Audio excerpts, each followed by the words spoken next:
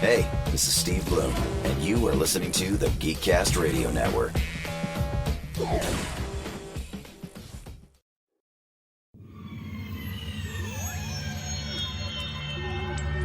You're listening to the GeekCast Radio Network.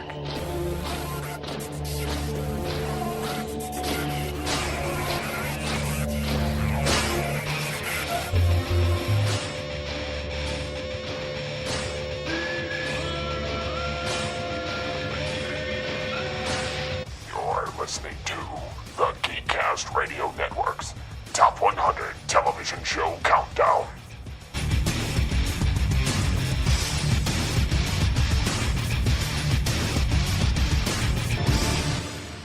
Unleash the geek in you. It's time to get things started because we at the GCRN are ready to kick off the Top 100 Television Shows Countdown. This will be unlike any of the previous Top 100 countdowns, and it will be cross-promoted on 3 of our podcasts, GeekCast Radio, The Telecast, and Remote Control. TFG and Mike here, and before I hand the reins over to MovieRevolt Dan, I just want to say that GeekCast Radio will be making a huge comeback for the end of 2015 and the rest of 2016. We've got a number of things lined up to finally get us to 100 podcast episodes and more. So, joining the countdown, we have Steve Megatron. Hello. Hello. OptimusSolo, hello. I'm here. Yes, we know. And MovieRevolt, hello. Hey, how's it going? Wow. Somehow I think Michael Wilson should be here too. But anyway, let's get to the countdown. GCRN's Top 100 TV shows. Take it away, Dan, since you essentially are the... Which is mastermind. Weird. It's weird that you're the mastermind behind the Top 100 Television Shows Countdown, because you've told me on multiple occasions that you just aren't the TV guy at all. Well, that's kind of recently changed as it gets harder and harder to go to the movie theater, so it gets easier and easier to watch TV. So it's kind of... Yeah. I, along with many people, are kind of making that transition as TVs are getting better and better, and, movies are just as good, but, I can watch great quality television, comfort in my own home, just as good as a movie, and, not have to go out to the theater and pay, $20. So it's a comfort. And, they do say we are in the golden age of TV, which is one of the reasons we are kind of doing this. This is the third Top 100 countdown we're doing this time on TV. We've done top animated TV series. We've done top animated movies. We're moving out of the animated world, looking at live action television.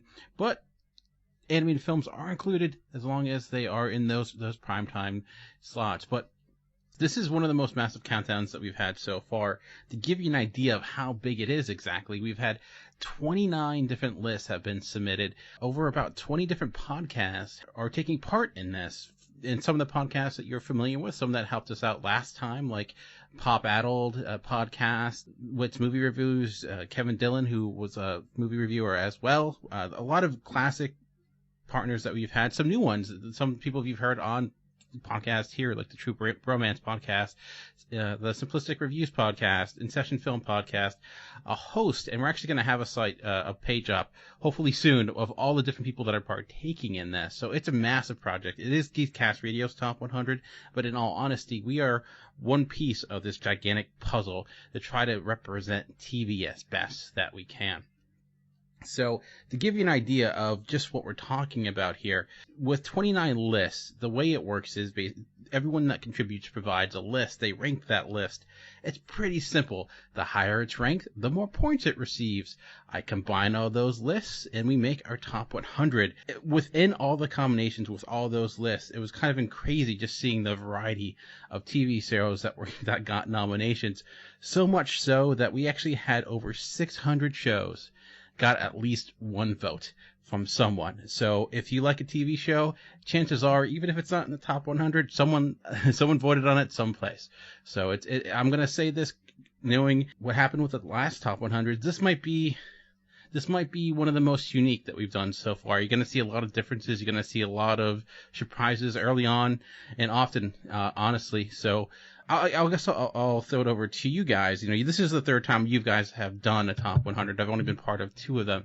And Kevin, I know this is unique for you because you're usually on the other end of this as the list master going down and knowing the list going in.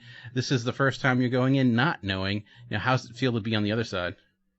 I mean, I think it's actually kind of exciting to not know what the results are going to be, because it's going to be the first time that I'm actually able to react and not kind of know what's going to happen ahead of time. Because before I knew what the lists were going to be, so I kind of knew if this person was going to react or if that person was going to react. So I was kind of already braced for that. But I like the idea of not knowing it, and especially for a list like this, when TV series, you're dealing with so many shows that have existed and so many different routes that people could have gone. So it's not going to be like, I have a feeling it's going to be very much different than it. Like, take, for example, when we did our top 100 animated movies, once you get down to the nitty gritty, you might not have known the order, but you kind of knew which movies were left that were going to show up, like in the top 10, top 5 type of thing. So it became somewhat easy to figure out what was still left. I don't think that's going to be nearly the case with this. I have a feeling we could get down to the number 2 show, and I still could have a question on what number 1 was going to be. Possibly. I mean, I don't, hopefully not, because hopefully it's shows that I voted on, but I just have a feeling it's going to be a lot more unpredictable, and hopefully, I don't know, it's going to be hard to say. I mean, we've had different biases that have shown up in both of the other top 100s. It's hard to say if that's going to show up here, but I'm excited to be on this side of the fence for once. Yeah, and that's true. So one thing I was thinking of with television is, with movies, if you look at the best movies of all time, it's pretty shocking, or the most notable movies of all time, it's pretty shocking to say someone says, I've never seen Star Wars or Godfather. People are a little bit more taken back by it. It's more common to see those. But if you look at the best TV shows, there's not much consensus. One list can really vary from the next. And I think it's more common for people not to see a great TV show because there's much more of a time commitment. Some TV shows are harder to find than others. So with that, it's harder to kind of nail down exactly what is technically the best TV show. So we'll kind of see how that lays out here. Steve, Kevin mentioned biases, and we've seen some of those biases in the past. Anything you think might impact the list overall? Any type of shows you feel might populate the list more? Any genres you feel might get higher, knowing we are a geek-centric podcast, considering what we've seen with past top 100s? Well, I mean, I think in kind of just slightly touching on what you said before about the palette of selection here, the animated films and animated TV series are a lot less filled up as television happens to be.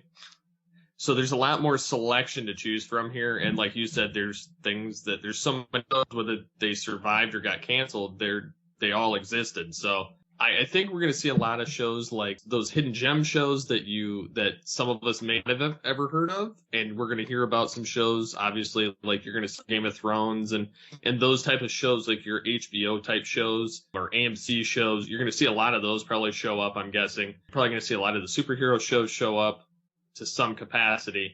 I'm not really sure how they're going to be spaced out, only because, as you said, like personal biases and tastes are going to come into play into this. But having so many other contributors to this, I think that it's going to make it scary for everybody to figure out what ended where, just because it's just such a big playing field this time around compared to the other two. There's just so much more that can happen. Definitely. And Mike, do you have anything that you are hoping to see within this top 100? Anything that you're worried about seeing as we start this countdown? Only because of the real life ramifications, and because most people are not like me that can't separate real life from television. I'm kind of worried to see where the Cosby Show is going to land. Because as much as we all love the show, most people that I know nowadays are like, oh, I'm not denying that the guy's a monster, but it's just one of those things where I can still watch that show. Where certain things could end up coming to play because of personal action of the person involved in the show can damage the show, possibly. I do want to say something else really quick as far as some housekeeping things with this top 100. This top 100, we're doing it a little bit differently. Previous to, we've had 7 and 6 episodes. This top 100, we're only having 5 total podcasts, which is interesting because this first part is going to be the intro and numbers 100 through 76. So we're going 25 at a time instead of 20 at a time like we used to. So that's, again, that's going to make it kind of interesting to see where the end of each podcast is going to land us. you know, because I think it's going to end up being a lot more interesting of a cliffhanger being in 25s too, as we go along, because we're going to be like, damn, they didn't make this 25 block. You know? Yeah, absolutely. Alrighty. I did want to bring up one thing. So we did talk about how TV is a huge scope, because we're talking about from TV from its infancy to today. So we did try to narrow that scope a little bit. So if you're curious about, like, you know, what about sports programs, news shows, we did try to eliminate those. Also shows like game shows, reality TV, just because they're harder to compare to general TV. Maybe we'll do like a top 100 game shows at one point. I don't know. But when you're talking about such a large amount of a medium that has so much to choose from, we did try to at least steer people a little bit. But even with that steering, we still got a variety of different picks. And I think it was really great getting such a huge amount of feedback and getting a lot of lists, because it did allow for certain tastes to come out. So we'll see how that goes. I know with the top animated movies podcast, it was early on. It was dominated by really recent stuff, 2000 to 2010. Do we think we're going to see that again here? I can definitely see that happening. That's what my biggest question is going into this whole thing. Now, obviously, we have a different group of contributors and a different pool that we're choosing from, so maybe that changes things a lot. But my question is more so about not necessarily maybe the 90s and the 2000s as more as it is the modern, you know, like we talked about a little bit in some of those past countdowns. Is it more the modern stuff, the stuff that's still fresh on your minds, or the stuff that's been in, you know, on repeat for the last 5 or 10 years, even if it's not brand new shows? And I wonder if maybe some of those older shows have been forgotten or will be lost in the shuffle, or that type of thing. So my only fear is, will people be more creating their list based on what comes first to their mind and what's more modern and what's, you know, more in the now? So I don't know how that will shake out. Yeah, and luckily we do actually have another special guest just joining us, and with another member of the Cinema Geeks podcast, Amanda. I do have to thank you for joining us here, and this is your Top 100 debut, so I don't know if you listened to the previous Top 100 podcast or not, but I'm curious to hear what your thoughts are going into it. Yeah, popping the Top 100 cherry tonight, so that should be fun. I think that this was such a super daunting task for me. I definitely had to enlist the veteran Kevin over here to get my list made last minute here. I did see Kevin's list.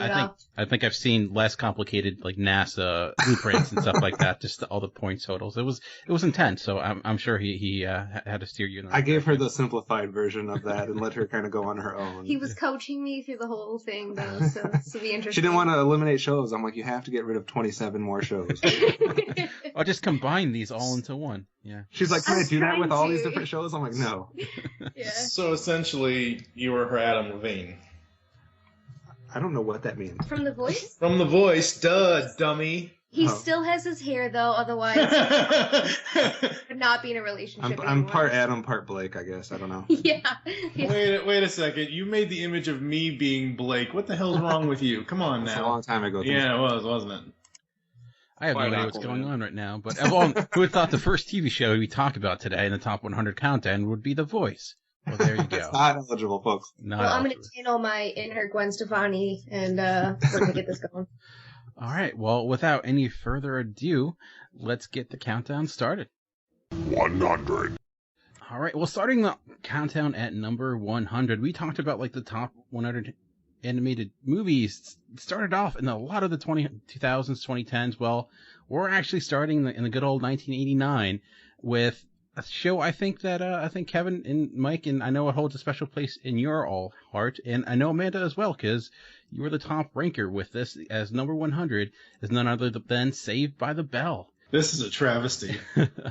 I'm kind of surprised, honestly. It was on 9 lists, received a total of 394 points. So just to give you an idea of what that means is in order to get in the top 100, you needed to score 394 points. And you consider on one list, someone is ranked at 1, it would receive 100. So that lets you know that in order for a show to get on this, it had to had a lot of acclaim. For this one, it ranked 9th, so it was on a good number of lists. It just was not ranked very high. The highest ranker, like I mentioned, was Amanda. as she ranked it all the way up at number 14. So, Amanda, let's start with you here. Are you a little sad to see it go already? No, I mean, I'm a big fan. I think that it holds a lot of nostalgia for a lot of people, even today. And I think that I don't know if it really deserves much more acclaim than it got. It tried to do its spin-off thing, and I don't think that was successful. So we'll hold the higher spots for those that can hold out a little bit better. The college years was awesome, no matter what anyone says. It lasted a long time.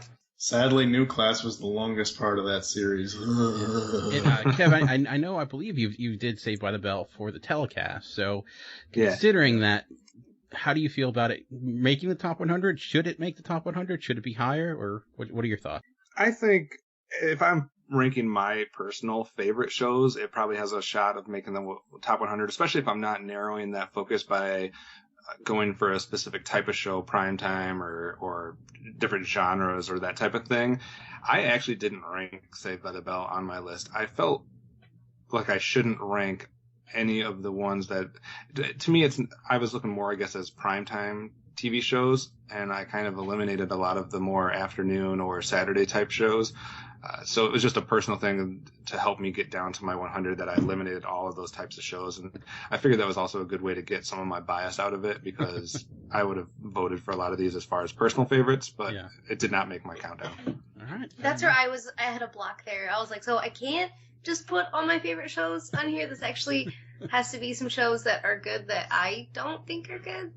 But this, who doesn't know the Saved by the Bell theme song? Who doesn't, understand if you're asking the me, references? It's one of the few shows I want to own on DVD or Blu-ray or whatever, so I can watch it whenever I want. But I just couldn't rank it in the top 100 personally. I want a Zach Morris cell phone, okay? So Don't we all? Steve, so we're at number 100 with Saved by the Bell. You say you own Saved by the Bell, and I know in past lists we saw a lot of our childhood favorites tend to dominate the list. What does that say to you, do you think, knowing that we're already seeing a show like Saved by the Bell within the top 100 at the very 100 spot? I mean, I'm glad it hit the list at least, but I kind of understand where it's at, because as far as writing, while it was strong for what it was, and it was kind of a groundbreaker at the time, compared to other shows that have come since that, I don't think that it's as acclaimed anymore as it was. I think it gets more acclaim in nostalgia glasses than anything else. Yeah, I think that makes any sense. Sometimes you see that with those shows, though. I gotta say, it's one of the. I think there are some interesting aspects of it. I know, like what was it, Jimmy Fallon, who did that skit of bringing back the classic Saturday Night Live, and there's still a lot of love out there. So it could be on nostalgia. Who knows? It's been a very long time since I saw it. Mike, I know the first words out of your mouth was travesty. It did not take very long for that to happen. So is it travesty for it because it's too high, too low, or because It came in at 100. I would expect something to come in at 100 at Gotham or, something horrible to come in at number 100. I hope nothing horrible makes the list. Well, you never know. Beggars can't be choosers. Yeah. With Saved by the Bell, it was a generational thing. It was one of those things, one of those shows that we grew up on. It was one of those shows that I remember watching it after Saturday morning cartoons. When Saved by the Bell started until when it ended, I remember getting up 6, 7, 8 a.m. every Saturday watching cartoons till 11:30 or noon, and then after that Saved by the Bell was on, whether it was reruns or whatever. Did you ever play outside, or is your Saturdays all TV? No. Yeah, it's all TV. Mike doesn't believe in the outside. Come on now. No, the outside world really, really, really sucks. Shut up. I thought you were going to say the outside world rejects you. He's like that kid on that movie with... damn, I can't remember. For a second there, I really thought you were going to make a Bubble Boy reference. I was going to have to punch you.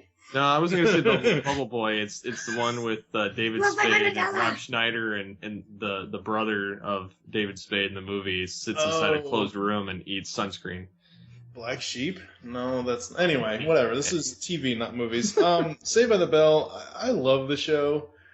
I don't think I've seen any episodes since we did the telecast episode for the review of the series. It's just not something, like I said a second ago, a little while ago, I personally can watch the college years more than I can watch the rest of Saved by the Bell. But, hey, it's at 100, it's kicking things off, and who knows. Alrighty, well, let's get over to number 99, and let's just say we're about to hit a milestone already. 99. Yes, that's right. We're already hitting a milestone. The reason being, we're already seeing someone's number 1 come off the board, and we're only 2 shows in. And I gotta say, of all the shows that we talk about today, this might be one of my biggest surprises because it's a show I forgot existed before I started doing this countdown.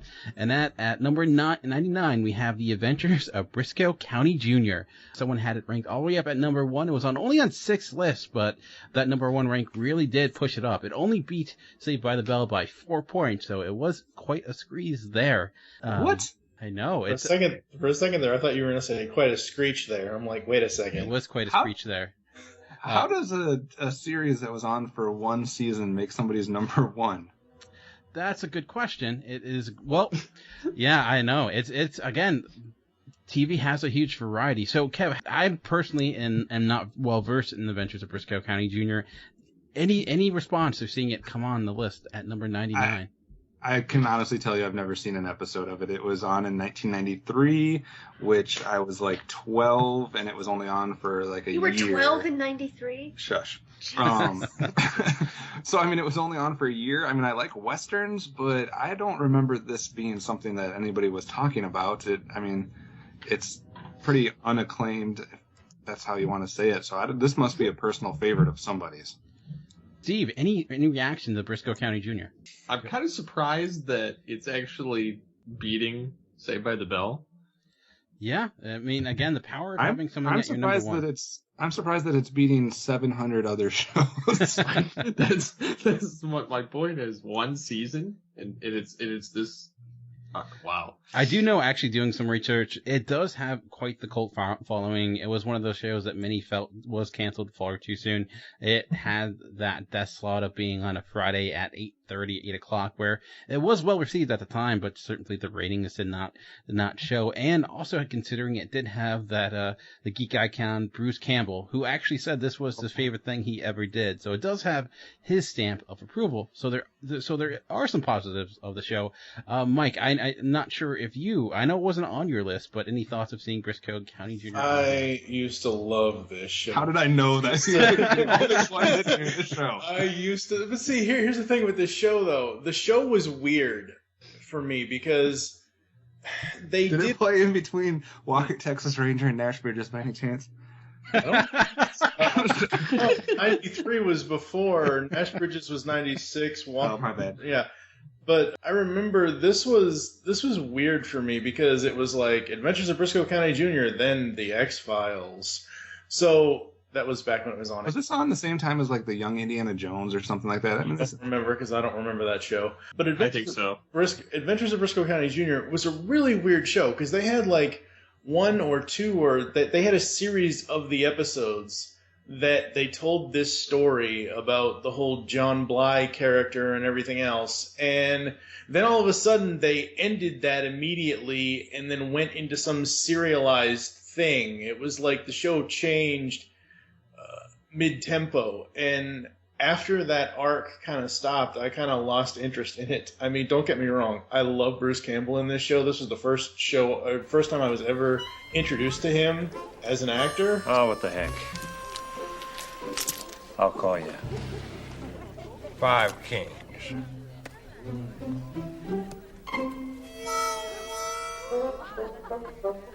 Five aces.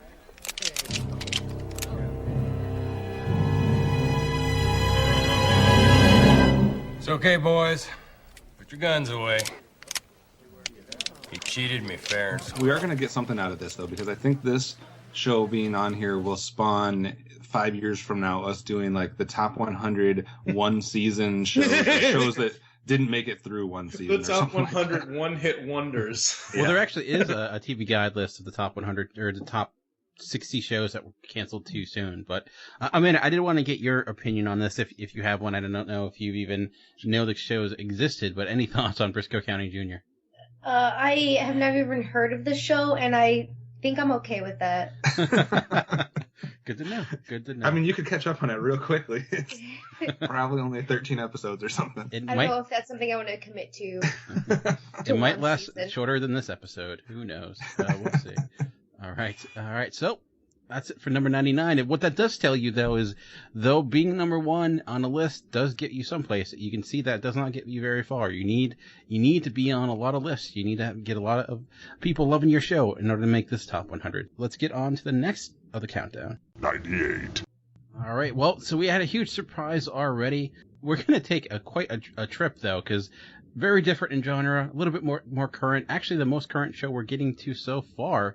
And we're going to go into the first show we see on a cable network show as we get into our number 98 with It's Always Sunny in Philadelphia, the FX comedy. It was on 9 lists. The highest it was ranked was 28. So unlike Briscoe County Jr., it did not get ranked very high. One thing coming into this, we talked about being on different networks, being on cable, if that would have any impact on this show. Knowing that the big thing with these is being able to have exposure and having people seen it. So I know I was the only one on the panel currently that did rate the It's Always Sunny in Philadelphia, and I gotta say I'm definitely really happy it made the list. I wasn't sure where it would rank. It's deserving. I think it's actually at a pretty good spot. I think I had it ranked higher in my list, but I understand it being ranked here. It's the type of comedy that, let's just say, there's nothing it won't do, for sure.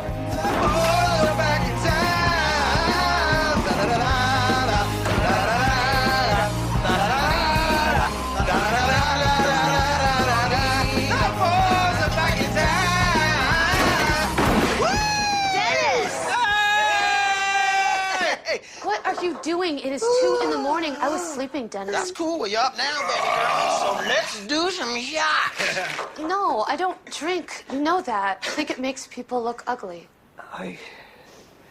Maybe I should go to my room. But that is not your room anymore. It is my craft studio, so kindly stay out of there. Don't freak out, dude. It's all good, dude. She turned it into a craft studio where she makes terrible sweatshirts out of cats or puts cats in sweatshirts, and then I'm like, dude, what the hell did you do? What? Dennis, do not talk to me that way. I am your wife. Please show me some respect in front of your friends. It was honestly almost canceled after the first season, but luckily with Danny DeVito coming on, which is a weird thing to see in the second season, it really took off, and it's a show that's not really afraid to offend people in any way, and I think it really set the stage for what was to come with FX comedies. Amanda or Kevin, any thoughts on It's Always Sunny in Philadelphia? I've seen, I would say, a handful of episodes, but I laughed the whole time. And it does go there. I mean, didn't somebody poop the bed? Wasn't that a thing in one of the episodes? That's one of the more tame things that happened. Let's just say within the second season, you see people on welfare and smoking crack just for fun. So that's, again, there's it's, if you've seen shows like South Park, it's around the same vein, but again, I would say it's more than shock comedy because it's what it does with it, I think. Especially the characters are kind of very, very interesting. I think it's a dumb comedy, but there's also so many plot twists that you're like, what? Yes, yeah. It's one of those shows that kind of creates its own language in a way, with the different things it does. And then you have something like one of its characters just purposely gaining weight because he notices that most characters in TV shows look better as the series goes on, so he just wants to reverse that. But it has nothing to do with the show. He just does it for the effect of it. But Kevin, Mike, anything to say on It's Always Sunny? It's one of those shows. There's a handful of comedies that were out in that time period in the mid 2000s up to where we're at today that I have nothing against, but for some reason I just haven't sat down to catch up on.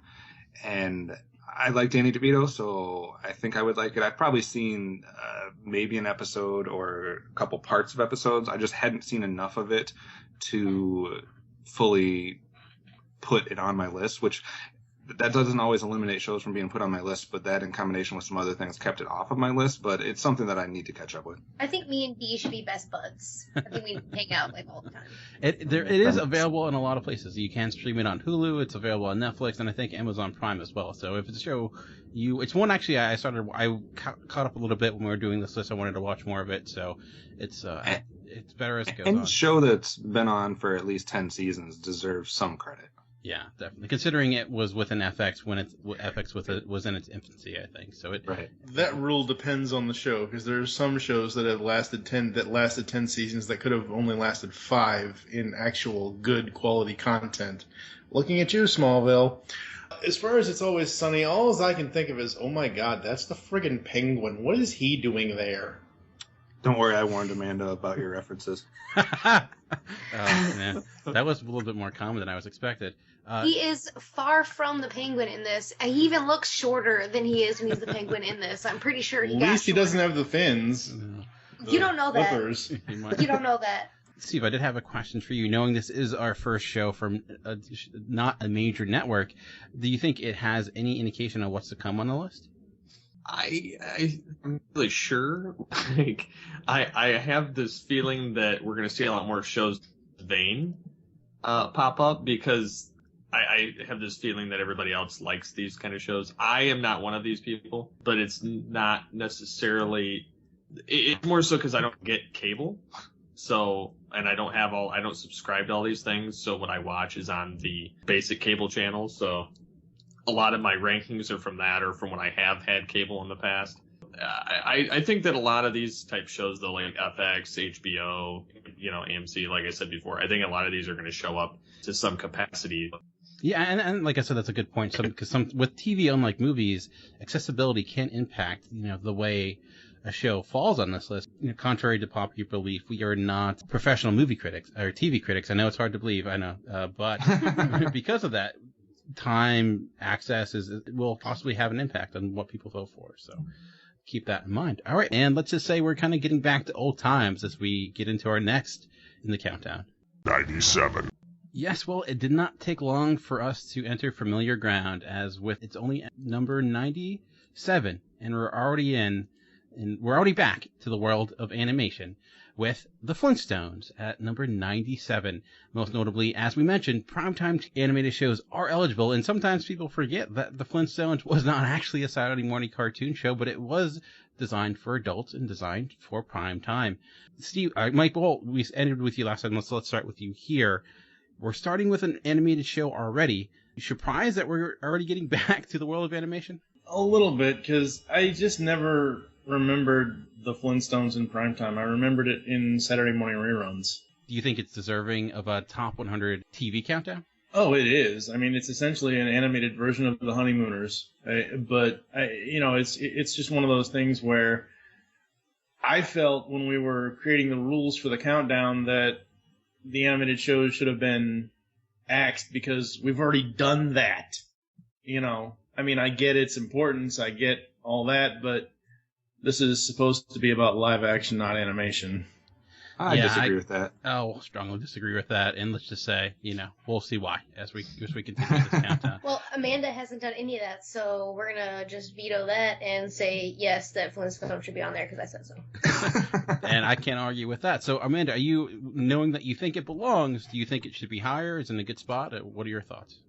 I think it's a good spot. I don't think it's a high enough caliber in the animation field as like a Simpsons or something along that lines. I think maybe it could have been a little higher, but yeah, sure. that sounds right about right, Kevin. I know you ranked Flintstones really high when it came to the animated series countdown, but comparing it to TV is a different beast, because you're comparing it to other comedies rather than other animated TV series. So it is kind of on the other end of the list here. Is that show you that animation maybe is not respected as much as live action? What does that do you think it says about the Flintstones? Well, what number are we on? We're on 97. 7?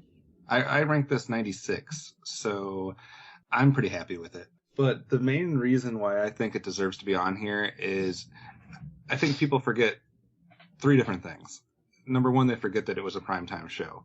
And number 2, I think they forget the impact that it had on animation and on the ability of an animated show to be in primetime, and not just be there, but to compete with the top-rated shows. This was a show that was nominated for an Emmy. This was a show that was in the top 20 rated primetime TV shows one of its years, and it was in the top 32 of its years. So it's not something that was just some fly in the pan or flash in the pan type animated show that made headlines, but nobody really watched it. I mean, this was a successful, milestone, impact-making animated show. And yes, it does have a lot of ties to other live-action shows like Mike mentioned, but I don't think that can be discounted. I'm not saying there's a million animated shows that belong in this, but there's definitely a handful, and it's one of them. I mean, did you see the movie that they made? Well, let's not talk about that. that might actually hurt it. Never mind. The sequel to that movie was even worse, but John Goodman was easily the best live-action Fred Flintstone in 1994. Oh, ever. Not just me. There's stiff competition for that credit. Moving on. Steve, any thoughts on the Flintstones before we move on to the next one? Well, I was kind of like, when we were developing the idea of this, of animation entering into this, I was like initially against it because, like Mike had said, we had done it. However, it's hard to discount the relevance of this show or the shows that it's spawned from it, because if we wouldn't have had the Flintstones, we wouldn't have had, you know, your Family Guy, The Simpsons. I mean, because essentially these like comedy family kind of things that are going on spawned from that. And so without having that strong foundation of something to kind of play off of, I don't think that we would have the what we have today in the animation world that's in the other primetime spectrum.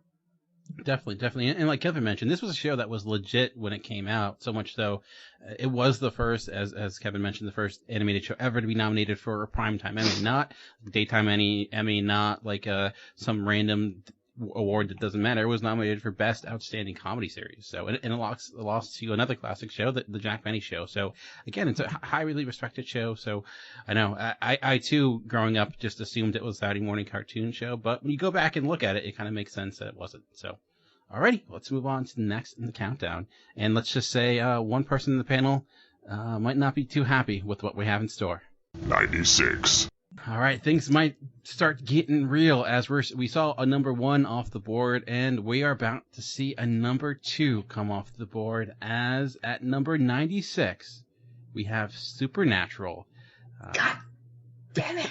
Damn it! Yes, as you can see, a lot of lovers of Supernatural on the panel. It was on 7 lists. It was highest ranked as number 2, like I mentioned, by none other than Steve, Megatron, Phillips. So it's fitting that we start with you, Steve. Seeing your number 2 go off the board, I know how that feels, because last time we did this, my number 2 was off the board at 100. So at least you beat my number 2 from last time. But little upset seeing it fall this low already. Surprisingly, yes. Oh, that's such a pain. Because the last 2 top 100s mine at least made it to the top 5. Yeah, this is real rough on me because I've been watching this show. My wife and I have been watching it since just before the second season aired. We picked it up at like a video store and started watching the blitz through the whole first season, and since have watched it religiously. And for a show that has gone on this long, I'm surprised to see it this end of the spectrum. Like, I was expecting maybe like the top 50, but not like the bottom feeder edition of the top 100. So yeah, this is kind of painful to watch this fall this early. I've been there. We're gonna start our own little counseling sessions as we talk about our top shows going down way too early. And Amanda, I think I heard you also not too happy seeing this fall already. So a little shocked that Supernatural is already coming down the board. Jensen Ackles is my future ex-husband. He just doesn't know it yet. That's what my wife says.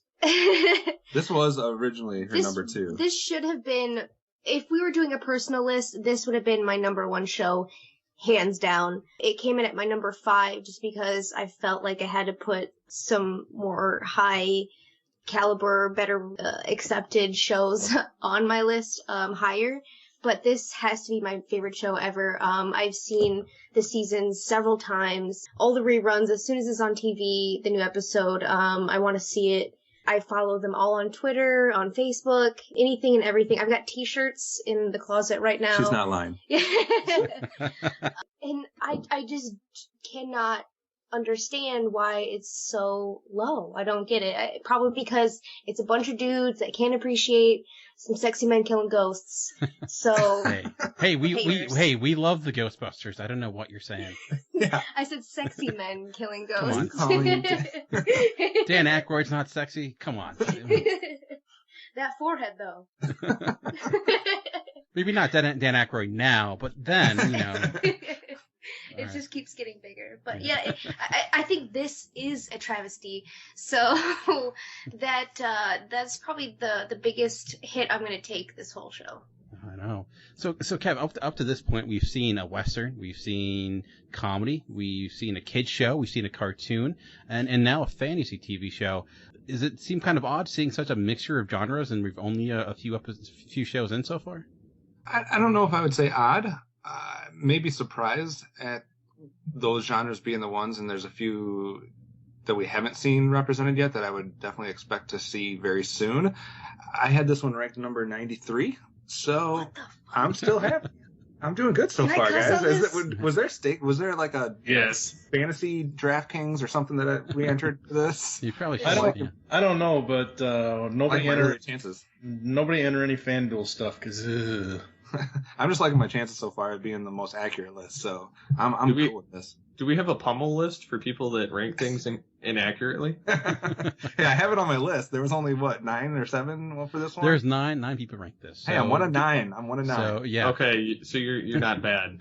I gave us points. Yeah, considering that's 20 people that you'd have that on that pummel list, so you gotta consider that. I'm safe so far. No eye poking for me. I'll hunt them down. Alrighty. Well, we're gonna return to familiar ground with our next on the list. So 95.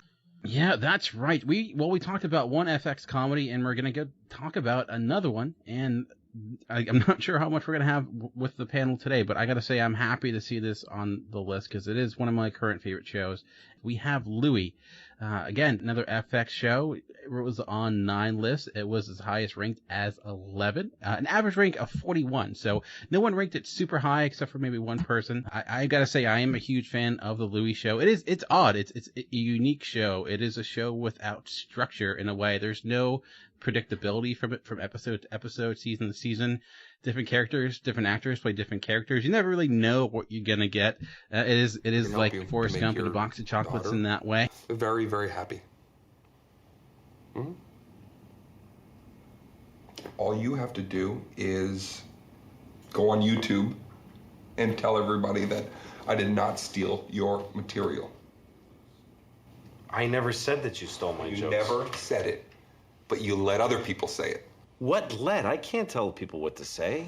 You're full of Dane, look. You know what? I'm excited that you're in this room right now because I've waited 4 years to tell you this. Do you know the year 2006? 2006? Yes, 2006. You don't really say 2006. It's 2006. 2006 is like saying the year 2000 and, by the way, the number 6. 2006 was the greatest year of my entire life. I had a double platinum comedy album. First one ever to exist. I had a massive HBO special. I was on the cover of Time. Well, you were on the corner, the little corner thing. It wasn't not like when the president is on the cover. 2006. That should have been like my triumph. And I enjoyed it, Louis, for maybe 2 months.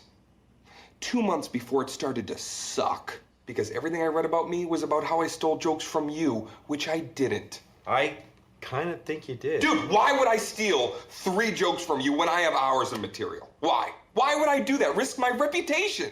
Because they were funny jokes. But it's also just, really funny coming from the mind of Louis C.K. And what's kind of cool about it, for those that don't know, is that Louis did not want to do a TV show, and FX really wanted him to do one, so they kind of just said, hey, do whatever you want, and that's what he did, and did it to rounding success, because it is on our list, and it is coming with a pedigree. It has won it's been nominated for multiple Golden Globe Awards. It's won multiple Emmys for Best Writing, Best Directing, Lead Actor for Louis C.K. So it's well regarded, one of the most decorated shows of today. I know, Amanda, you said you watched It's Always Sunny. Do you ever catch Louis? I've seen little snippets, and I think that does he have like a sarcastic, dry kind of like assholey humor? Is that assholey is a good word to use. I would say he's definitely unfiltered in a way. I would say, and it's like the R-rated version of Seinfeld, if you want to put it that way. Yikes. I agree that it's decorated, and I think that gives it some credence. I mean, it's only been on for 5 seasons, and it already has, multiple awards to go with it. So it's obviously well done. I don't get, that channel, and I've never seen it, so I can't speak for it, but I don't think too many people would have a problem with it showing up, on the countdown. Definitely not. And I will say, again, I no longer have cable, but I did try to look at shows that are currently streaming, so people did want to check this out. This is one that is currently streaming on Netflix, so if you wanted to check it out.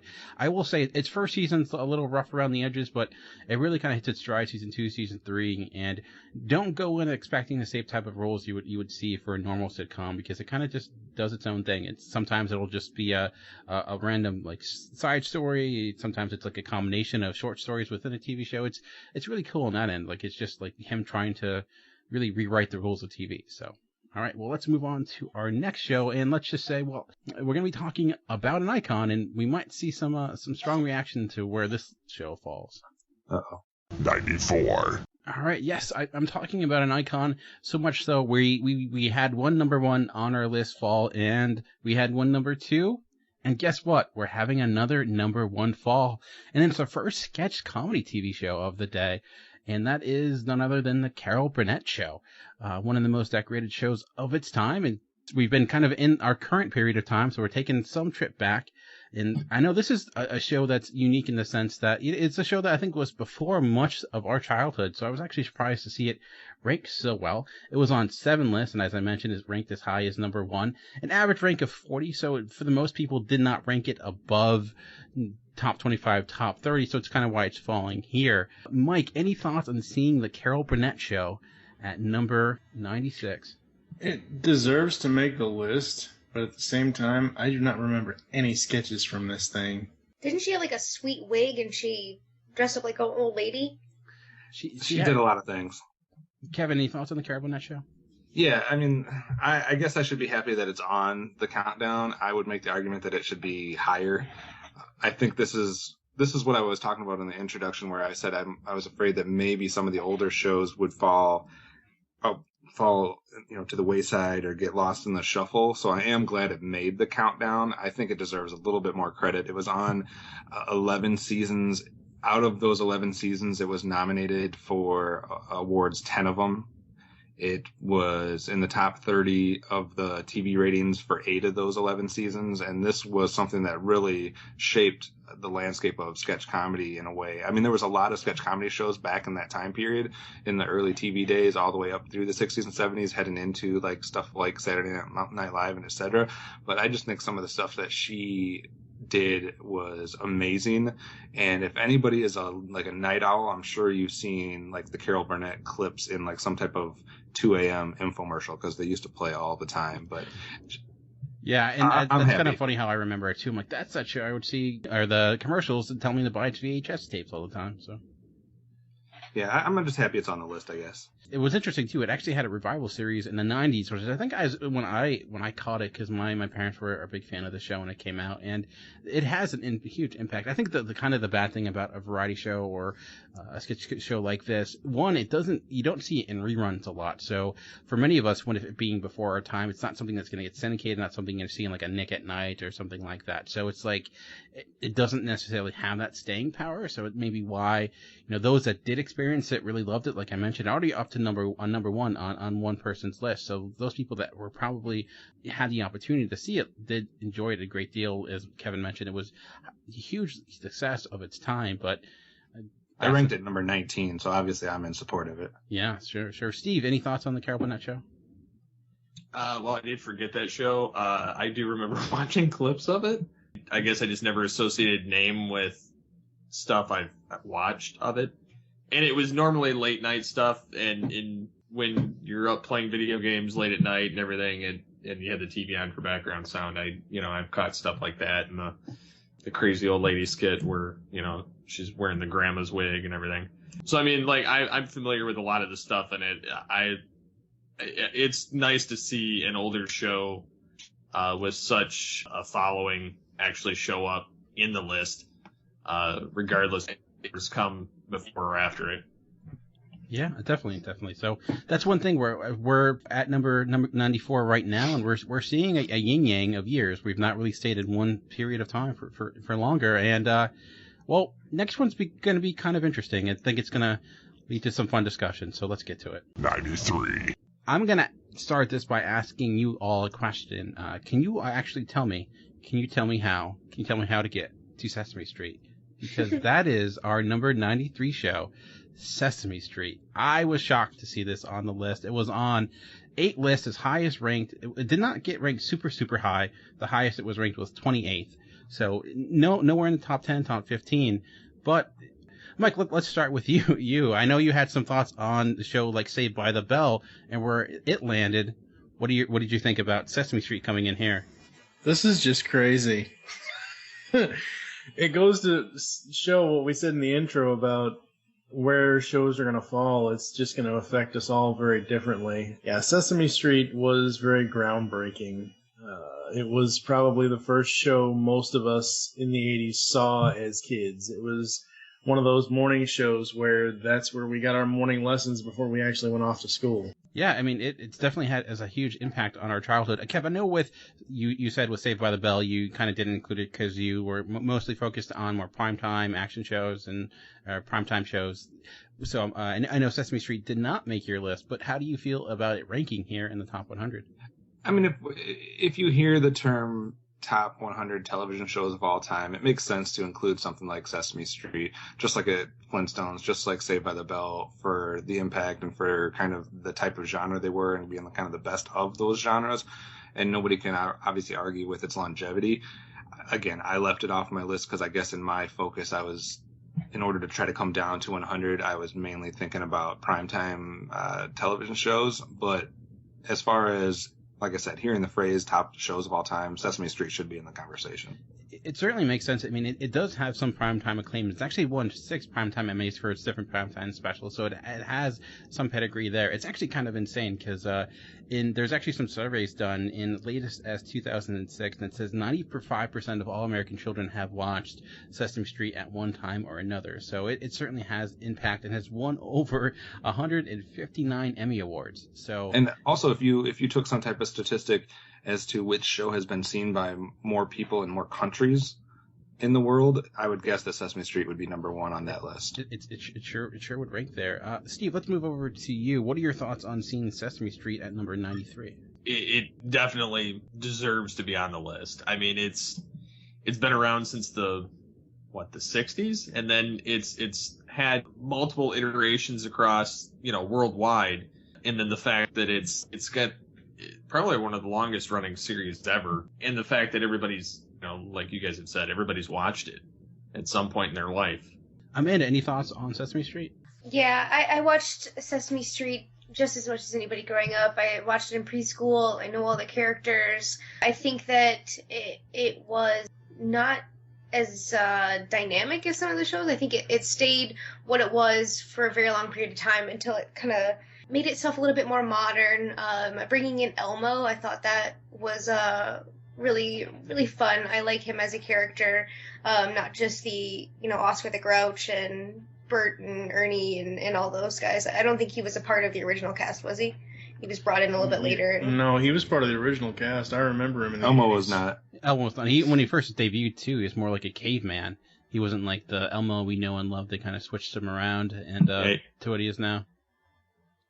Yeah, he's more of the focus of the show now, which is the I think the key thing there.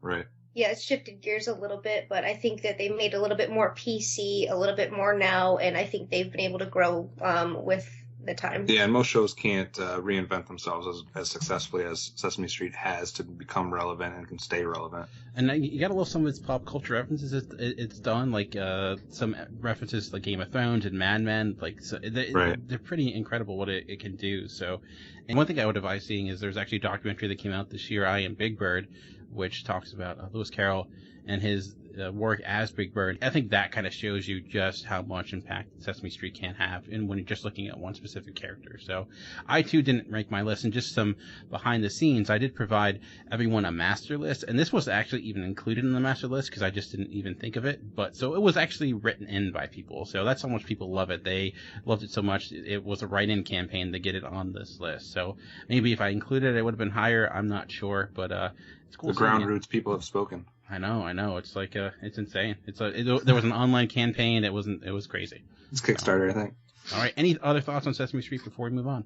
Alrighty. Well, this next one's going to be fun. So I just say I could see some people not liking what we're going to be having for our number 92 slot. 92. I talked about Briscoe County Jr. was maybe the most surprising show because I never really heard of it. This show is most surprising because I didn't think anyone liked it, and that is none other than Agents of S.H.I.E.L.D. is showing up at number 92. It was on 7 list, highest ranked as number 9. A show that I tried to watch and could not get through it. Steve, we ended with you last time. Let's start with you here. Thoughts about Agents of S.H.I.E.L.D. coming in at number 92? I hit it in my top 20, but it's at the high end of it. But I would say that the show has actually kind of gotten to its own now, as sad as it's taken it 3 seasons to get there. I have kept up with it. The first season, like the beginning of it, it was kind of, playing with the mystery of Coulson. Then you get into the end, and it's really weak when it's not surrounded by a movie. However, season 2 did pick it up a lot better than season 1 did. And then after Age of Ultron, it seems like this series can actually hold on its own now. It is sad it's taken it 3 seasons to do that on its own, but it has gotten a lot better than what it once was. Mike, did you watch Agents of S.H.I.E.L.D. at all? I made it through 5 episodes of season 1. I've never gone back to it, and I probably won't until it gets canceled. Do you think it deserves top 100? No, honestly. No. Fair enough. Out of just sheer out of season 1, out of what I've seen, no. Amanda, let's go to you next. Do you think Agents of S.H.I.E.L.D. is kind of getting some love because of the Marvel movies? Do you think without those it would make this list? Yeah, I think it's totally dragging on the coattails of the films. I love the Marvel Universe. I love all the movies. But this show I could not get behind. I think I only made it through a few minutes of an episode and I just was completely disinterested. But the more I hear people, getting hooked on this show, it makes me want to watch it. But I feel like I'm so far behind now, I'm not sure if I want to binge and really try to get on board with this. Kevin, any thoughts on Agents of S.H.I.E.L.D.? Well, we've never been accused of having a superhero bias, have we? Once or twice. Okay. Well, I mean, this is a product of being a superhero show. A GeekCast Radio Network is the name of our website, and it's also a modern show, so I guess it's fresh on people's minds. But for someone to rank this number 9 of all time, that's got to be, I don't know. Well, he is British, so that person has not seen a lot of TV, and but I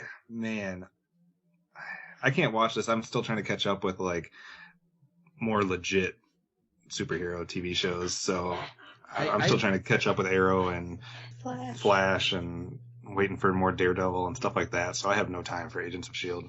Do you think it's a sign of more superhero shows to come? If this is on there and those other, I would be shocked if we don't see at least a half dozen more. Alrighty. Any other thoughts on Agents of S.H.I.E.L.D. before we move on? I'm interested to see where Agent Carter comes into play here. Then doesn't she have her own show? She does. Is she your number 1? Is there any, Dan, I got to ask you a question before we go any further. Are there any shows that made the countdown that haven't actually aired any episodes yet? Well, funny that you say that. Coming in at number 9? No, just not that I'm aware of. Okay, good. I don't think that whatever that what is it, Legends of Tomorrow for the CW? Yeah. Supergirl's not on the list, or Wonder Girl, or whatever it is. No. As much as I wanted to list like Heroes Reborn, there wasn't a legitimate. Well, I mean, like as much as I still had to see it first, and it's still not done. So I mean, it realistically couldn't be included in Legends of Tomorrow and Supergirl. Again, same issue. And with all the other Netflix series coming out, I will say, like Steve mentioned, I have saw people say that it does get better as it goes on. I personally, I've tried to watch it a few times. I cannot get past the 5th episode. I will say the first 13 episodes are horrid. I almost left the show myself at that point. And then I made it past that point, and then they started kind of dangling that carrot. You got an actual episode with Sam Jackson in it for an entire episode helping Coulson, which helped. And then, which was on the coat of Captain America 2. And then you get into the second season, and in the second season, the beginning of it fell short until you got wrapped around close to the Avenging, and then it kind of picked up, and it stayed that way. So in Agent Carter's 8 episodes, that was more interesting to me than the 5 episodes I've seen of S.H.I.E.L.D. I did like Agent Carter. I'd be curious if it does sorry to interrupt. I think it kind of lends itself, though, because the shorter season, they can tell a tighter knit story instead of filling it with filler garbage. I just think she's more interesting than Coulson at this point. What I'm saying is, because there's 22 episodes of Agents of S.H.I.E.L.D. compared to the 8 episodes of Agent Carter, there's not as much junk in the show. Yeah. Alrighty, well, let's move on to the next in our countdown.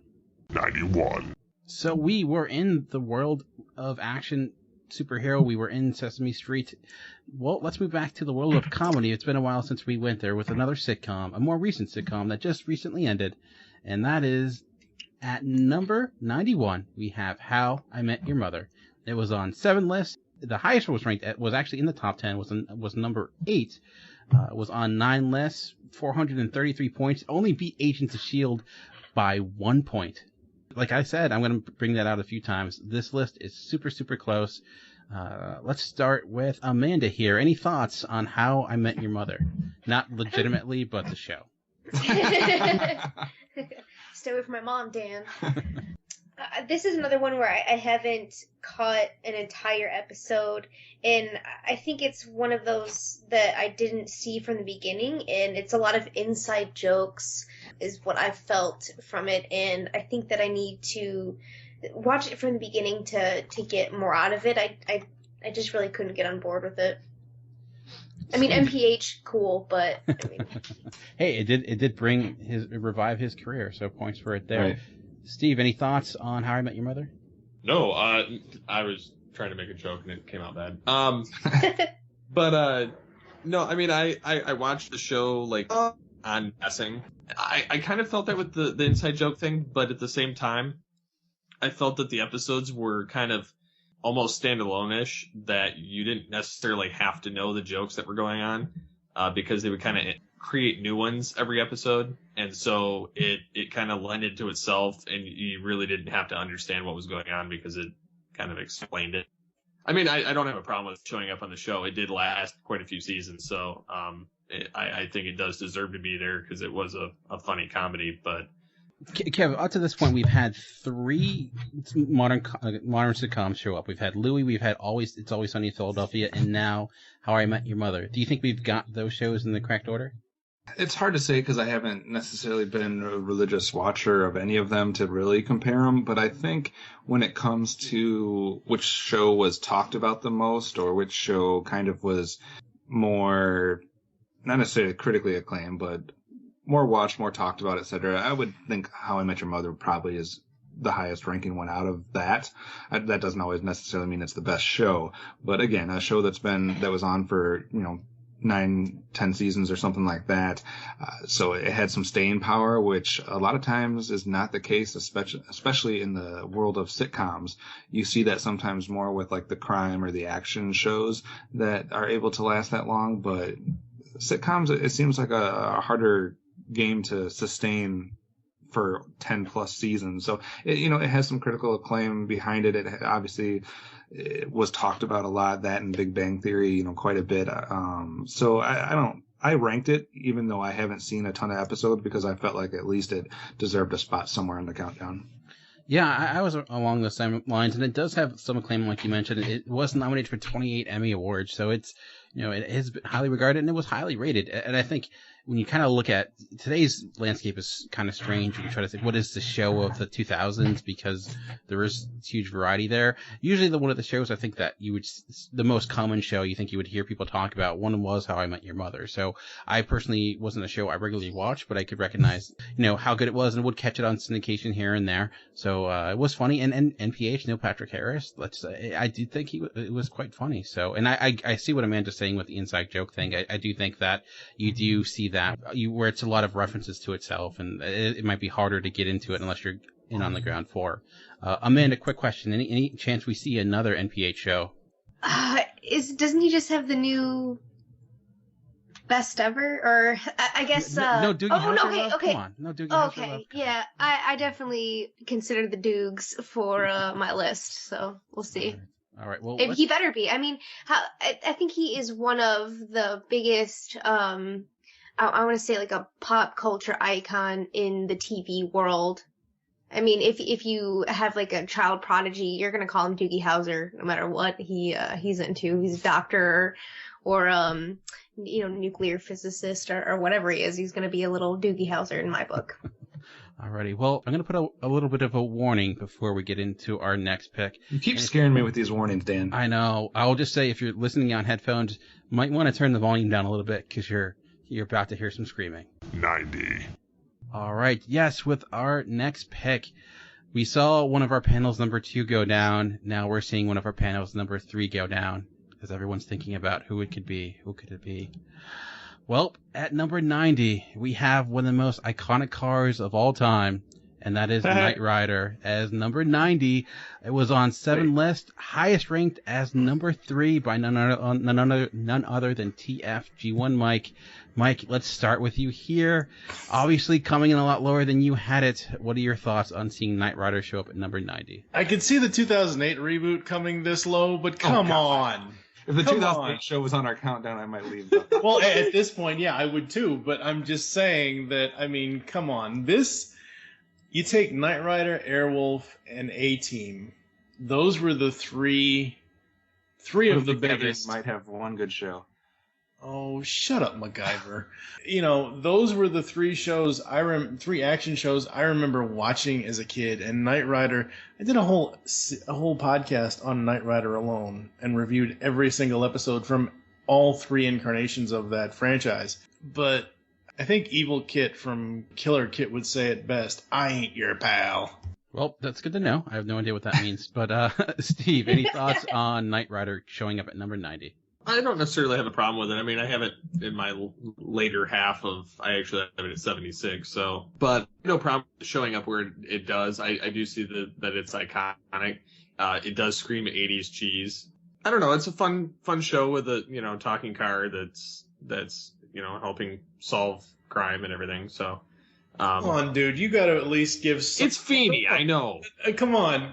I don't much care for his driver. But this is Feeney before Feeney was Feeney. Come on now. Yeah, I don't care for his driver. But he's Feeney. See, they like references. That's how they work. That's the way it goes. Amanda, he likes his references. I just have to capitalize on them. Amanda, any thoughts on Knight Rider whatsoever? Only that I'm way too young. And I do remember what the theme sounded like and what the car looked like. Can I tell you what any of the episodes were? No. I think that it's definitely iconic, so I'm a little shocked that it's so low, but definitely not top 5 material in my book. Yeah, I'm too young. It's probably something that David Hasselhoff hears way too much nowadays. I'll say this. When the show was airing, I was Mike, you already had your turn. Shut up. When it was actually airing from 82 to 86, I was a bit too young, but I'd caught it in reruns. And in 1986, when I was 6 years old, I actually went to the Boston Budweiser Expo, and I got to stand in front of Kit. I got to sit in Kit, and I actually got my picture taken with Michael Knight. That was just an awesome... So you were at a beer expo when you were 6. His real name's not Michael Knight, by the way. Shut up. You know what I mean. The character, you idiot. I know. Well, I was born in '87, so I should get a pass from this awful show. Yeah, most of you youngsters get a pass, so... Kev, I'll go to you next. Do you think Knight Rider is top 100 worthy, or is it one of those situations? I know we've seen it in the past when it comes to 80s properties that maybe quote unquote, nostalgia or novelty glasses that people are wearing when reviewing this show. I mean, don't get me wrong, I liked Knight Rider. Our family watched it off and on. It wasn't something we watched like religiously or all the time or anything like that, but it's a decent show. I have a problem putting any show in the top 100 that stars David Hasselhoff, but maybe that's just a bias on my end. But wait, then why was Baywatch Nights number 2 on your list? Shh, Dan. You're not supposed to reveal stuff that's not actually going to show up in the top 100. But wait, you put Nights as no, I did. Oh my God, I was going to say you put the original show fine, but Nights. See what you did, Dan. All right, I'm going to be cursed with that forever now. But no, that did not make my list either. I considered it in my initial, selection of shows, but as soon as I went through the second draft, it was cut out because there was just too many other good shows that I had to make room for. So nothing against Knight Rider. I think if it's in the 90s, that's fine, but it should definitely not be any higher than that. All right, so we're already out of the 90s, going into the 80s, so let's see what we have next. 89. The surprises continue with our number 89. I think for those people might want to go to their IMDb, get ready to type in this show's name, because I think there's a good amount of people that don't know this show ever existed, because it's another show that was only on for a short time, and that is Sports Nights, coming in at number 89. No, not Sports Center. No, not some sort of sports show, but actually Sports Nights. It ran for 2 seasons on ABC. The show was on 10 lists, so it was on a great deal list, as highest ranked as number 3. I gotta say, I know Briscoe County Jr. is a show I talked about being a surprise, but this to me was a huge surprise because the show I really enjoyed, but did not know there was that much love out for Sports Night. I know a lot of people may not even know it existed, but created by Aaron Sorkin, was his first show before he went to West Wing, so kind of where he cut his teeth. Kev, let's start with you here. Was Sports Night a show you watched at all, or maybe caught? I know it was in syndication on like Comedy Central and a few other shows for a short bit. I think when you just mentioned it was probably the first time I heard it since whatever commercial I might have seen in 1998 or 1999 for it. I at least have heard of Briscoe County. Who is in this? Jason Molina, and there's a legit actors, I can't think of their names, but some actors that are in Good Wife now. I will say it does have, maybe not like star-studded cast, but if you watched any Aaron Sorkin show, you're going to see similar actors. Yeah, I probably knew this existed in 1998, but my current self did not. Doesn't this have Felicity Huffman in it?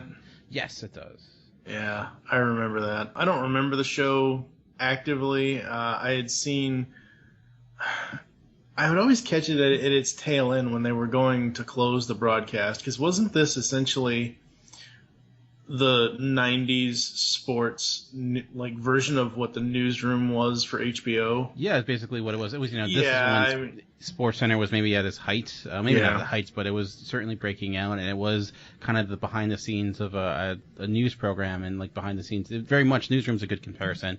It was like that before sports. Dana? You're still a minute 20 fat in the 40s. We're getting there. Can I say birds come home to roost? Yeah, I saw that. Can I say it? It's chickens. Well, I think it's also pigeons. Do pigeons roost? I think they do. I think they perch. I think they roost. Look, it's fine with me. Hey, you know what? I think someone was flirting with me today. I'm sorry? Someone might have been flirting with me today. Sally? How did you know? Sally's always flirting with you. No, she's not. Yes, she is. It's okay. Have I been flirting back? You're kind of feeble, aren't you? What, have I? I really don't know. I don't want to look foolish. Not much chance of that. Do I flirt badly? You flirt fine. Seriously. You flirt fine. Dana. Flirt with me now. Flirt with you now? Yes. I will. Start. How you doing? That's good, Casey. How many years of college? I've got more. I'm just saying hi. Lay it on me. What's your name? Casey, I'm saying flirt with me. I'm not playing somebody else. You're not helping. Start again. Flirt with me. I'm starting now. What's your name? My name's Dana, you unbelievable moron. You've known me for 15 years. Flirt with me. Tell me why you like me better than Sally. I do like you better than Sally. Tell me why. I don't understand. I don't think you're ever going to have sex again. I gotta go. You're smoky. I'm sorry? The difference between you and Sally, you're smoky. I'm smoky? You're smoky. You're a lot of other things too, but you're smoky. I don't know what that means, but I like the sound of it. Tell me what it means. That's hard to translate. Try. You'll make a joke. We're flirting. It's okay. Are we really flirting, or are you just pretending to be you flirting with me actually being me? You think I'm smoky? Classy, impressive, sexy. Was sexy going too far? It was fine. You're smoky. Thank you. Natalie, wait up. I'm sorry. I got to talk to Natalie. That's fine. We're on the air and very soon, and Natalie's there. Okay. So, I'll see you later. Yeah, just a little bit, in fact. Because we're going on the air. And you're okay with birds roosting? I'm okay with birds doing anything you tell them. I'm really surprised it is this high, honestly. Yeah, I gotta say, I'm surprised we've seen multiple shows now, well, multiple meaning two, that were on for such a short amount of time and did not really have much as far as notoriety at the time or since, for maybe forgotten type of shows. And it's interesting to see that 10 people put this on their list. It did get some acclaim when it was out. It was nominated for Best Performance and for a Golden Globe. It did rank, and TV Guide actually talked about it getting canceled too soon. It ranks number 10 in the 2000 list made by TV Guide for shows canceled too soon. So I think it's a show that got more love when it became one of the shows that Comedy Central showed when it expanded and it was on all the time. That's when I started watching it. The first season's almost unwatchable though because it has a laugh track but it's not like a through camera sitcom, so it still feels very artificial. But it's still a really good show. And if you're a fan of Aaron Sorkin's writing, I think you really see it here. And it's actually a question. I know with animated movies, we saw it dominated by Disney, Pixar, those types of names, and you see that a lot too with actors or directors. You get dominate lists at times.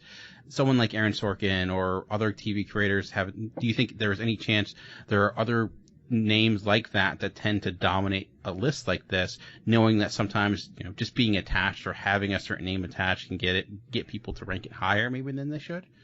I don't know if it would necessarily get it to be ranked higher, but I think names being attached at times have led to more of the series getting greenlit or more of the series being on for multiple seasons, that type of stuff. I mean, there's been definitely some names along the way that I remember, like back in the, early 2000s, if David E. Kelly's name was attached to something, it seemed like it got a lot of praise. So, I mean, I think names can have more of an effect of the shows either seeing the light of day or getting some critical acclaim at the time that they were out. I don't know how much it would affect somebody ranking it, though. I think it might help people go back. I know you do it like a director's perspective when you go back and you watch all their movies. Sometimes you might see that with a TV show, knowing it has, this is where, Aaron Sorkin did things before this. He had, A Few Good Men and things like that. But this was kind of the show that he did before West Wing. So I think if he didn't do that, it could have actually maybe even be a little higher on the list. And I don't know. I couldn't find this if it was available streaming any place. I don't know how well it holds up. But any other thoughts on Sports Night before we move on to the next on the list? Alrighty, well, this is going to be a drastic change as we go into what's next. So let's see how it goes. 88. One thing that's interesting about number 88 is the fact that it actually tied with Sports Night, but it beat it out based upon number of lists and average rank. And I think it's probably, I talked about Sports Night's a show not many people heard of. I don't think you can find many people who have not heard of this show, or at least watched it here and there, even if it was just their kid. And coming in at number 88, it is the Andy Griffith Show. Any thoughts? We're going back to classic comedy, classic sitcom. Let's start with Steve. Let's start with you here. Any thoughts on seeing the Andy Griffith Show showing up at number 88? I know that it's a very iconic show. I've seen bits and pieces of it. It's definitely not from our time, but it's like the starting point for a lot of people that you'll end up following. so on. I'm not real well versed in it, but I do know that it does deserve a place on here because of just the sheer syndication numbers. This show should have been in top 50 at least. I agree with Mike on this. I mean, this is the Andy friggin' Griffith Show, people. This is Barney Fife, for crap's sake. What's wrong with you people? It was... What are we doing here, Andy? I mean, how can you not love Don Knotts as Barney Fife? I mean, essentially, Andy and Barney were the Batman and Robin of this show. They really were. They were the Adam West and Burt Ward to this show because it was so awesome. Then you have Ron Howard as little Opie Taylor. And the life, because this is one of those shows that, like The Cosby Show, like Family Matters, like some of the other comedies and, family show type shows, this is a show that taught you lessons. Opie's growing up, he's learning this thing, and even Barney, even Andy had to teach Barney a few lessons or two. But, I mean, having it this low is, again, we're going to be using this word a lot in this countdown, folks. This is a travesty having it at 88. Kevin, do you agree with that sentiment? I don't know if I'd go so far to say travesty, because I think it's more of a sign of, like I said, maybe some older stuff not resonating as much with today's audiences or today's, when people are comparing it to the number of shows that have become available since then. My argument would be this. I would argue that it should be on the other side of the 50 mark. I had it ranked at number 37. This is my main argument for the Andy Griffith Show, though, and it's not just, classic syndrome or nostalgia or anything like that.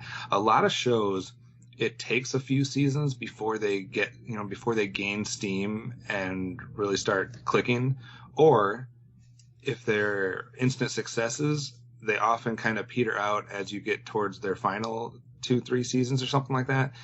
This was a show that was successful from episode 1 until the last episode. It was on for 8 seasons, and in 8 of those 8 seasons, it was top 10 rated show in the country, including one year where it was the number 1 rated show overall for the whole year. So to be in the top 10 rated show every single season of its existence, to me, says something, and I just think it probably deserves to be a tiny bit higher. But I'm happy that it is on the list.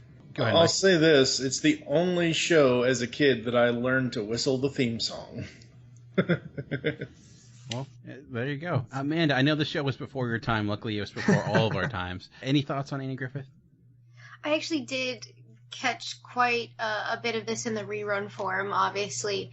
And I think you guys have touched on all the main parts. I think it was really iconic, and it was definitely one of those lesson-driven TV shows that I think it was reminiscent of, like the Waltons and things like that, and it had a feel-good feeling even if you didn't. I guess it gave me the feels. I mean, it wasn't always a happy ending, I would say, either. I think there were some hard lessons taught, and I think that little Ron Howard was super cute little Opie, and I think that, like you said, everybody knows that whistle theme song, so I mean, I think it should have been definitely in the top 50. Yeah, I agree. I think it should be higher. I'm a little surprised. I think it comes back to what we mentioned. It's just experience watching the show. Maybe people forgot about it, didn't see it. I do have a difficulty watching some old shows. I can usually watch old sitcoms, okay, and the Andy Griffith shows, I think, one of them. When I think classic TV, there are a few shows that come to my mind, and Andy Griffith's certainly one of them. It's just, it has that, home style feeling to it. It feels good, Aunt B. Who doesn't love Aunt B? Right. Yeah, so, all right. Well, with number 87, we're going into a territory that few have gone before, maybe? I don't know. I think I got that quote wrong. We'll see as we get into next on the countdown. 87. Alrighty. At number 87, we have Star Trek Deep Space Nine. The first... Everybody waits. Wow. Because there's 5 of them. I mean, I know. You got to give that space just for people to guess which one it could be. Yes, Star Trek Deep Space Nine had 438 points. It was only on 6 lists, so it was not on many lists, but it was ranked really high as the highest number 10 on one list. And I guess we should probably start with the guy who has a Star Trek podcast. Steve, thoughts on Star Trek Deep Space Nine? Is this a Star Trek deserving a top 100?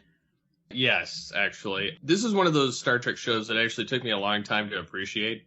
because growing up, I had no appreciation for the show whatsoever. It wasn't until I started the Star Trek podcast and Dodd challenged me to return to it as an adult. And it covers a lot of different themes in it that aren't necessarily covered on any of the other Treks. You get kind of the random hokey stuff in the original Trek, but in this one you get less of the diplomatic and more of the war territory and how these people have to survive during wartime. And it's almost constantly going on during this entire thing because it's constantly struggles and border battles. And then it's just an all-out war by the end of it. But the way they handle these characters and the evolution that they kind of portray throughout the series, I almost feel is more than what we get in some of the other Trek series as far as character development. I mean, it happens in some of the other ones, but I think that it happens a little bit more here because there's a lot of changing of everything. Kev, I know you're another Star Trek fan. Does this rank high for you in the many Star Trek series? It was towards the end of my first kind of wave, I guess, of interest in Star Trek. I was diehard Star Trek fan before it and definitely watched the first probably 2 to 3 seasons, the first half of the show. And then for some reason or another, I kind of lost interest or got distracted by other things. I don't know. I was in high school at that time. So whatever reason, I stopped watching it. But I think it was a good show. I think there were some interesting characters involved. I haven't seen enough of a couple of the other series to tell you where I would rank it. But my personal top 100, there was only so many spots I could put Star Trek in, so it did not get ranked on my list. But it's interesting to see it make it. It makes me wonder how many Star Trek shows will make the entire list. Amanda, let me throw that question to you. Any thoughts on how many Star Trek shows we're going to see on this list? I'm not really sure. With this one being, I think, maybe one of the least known for me, I think it's reasonable to see it come in at this rank. Maybe there's going to be a couple more higher up, I think, without a doubt. But if it's not Kirk or Picard, I'm not really sure what's going on with it. Mike, any thoughts on Star Trek Deep Space Nine? I remember catching episodes of this show here and there when it was airing.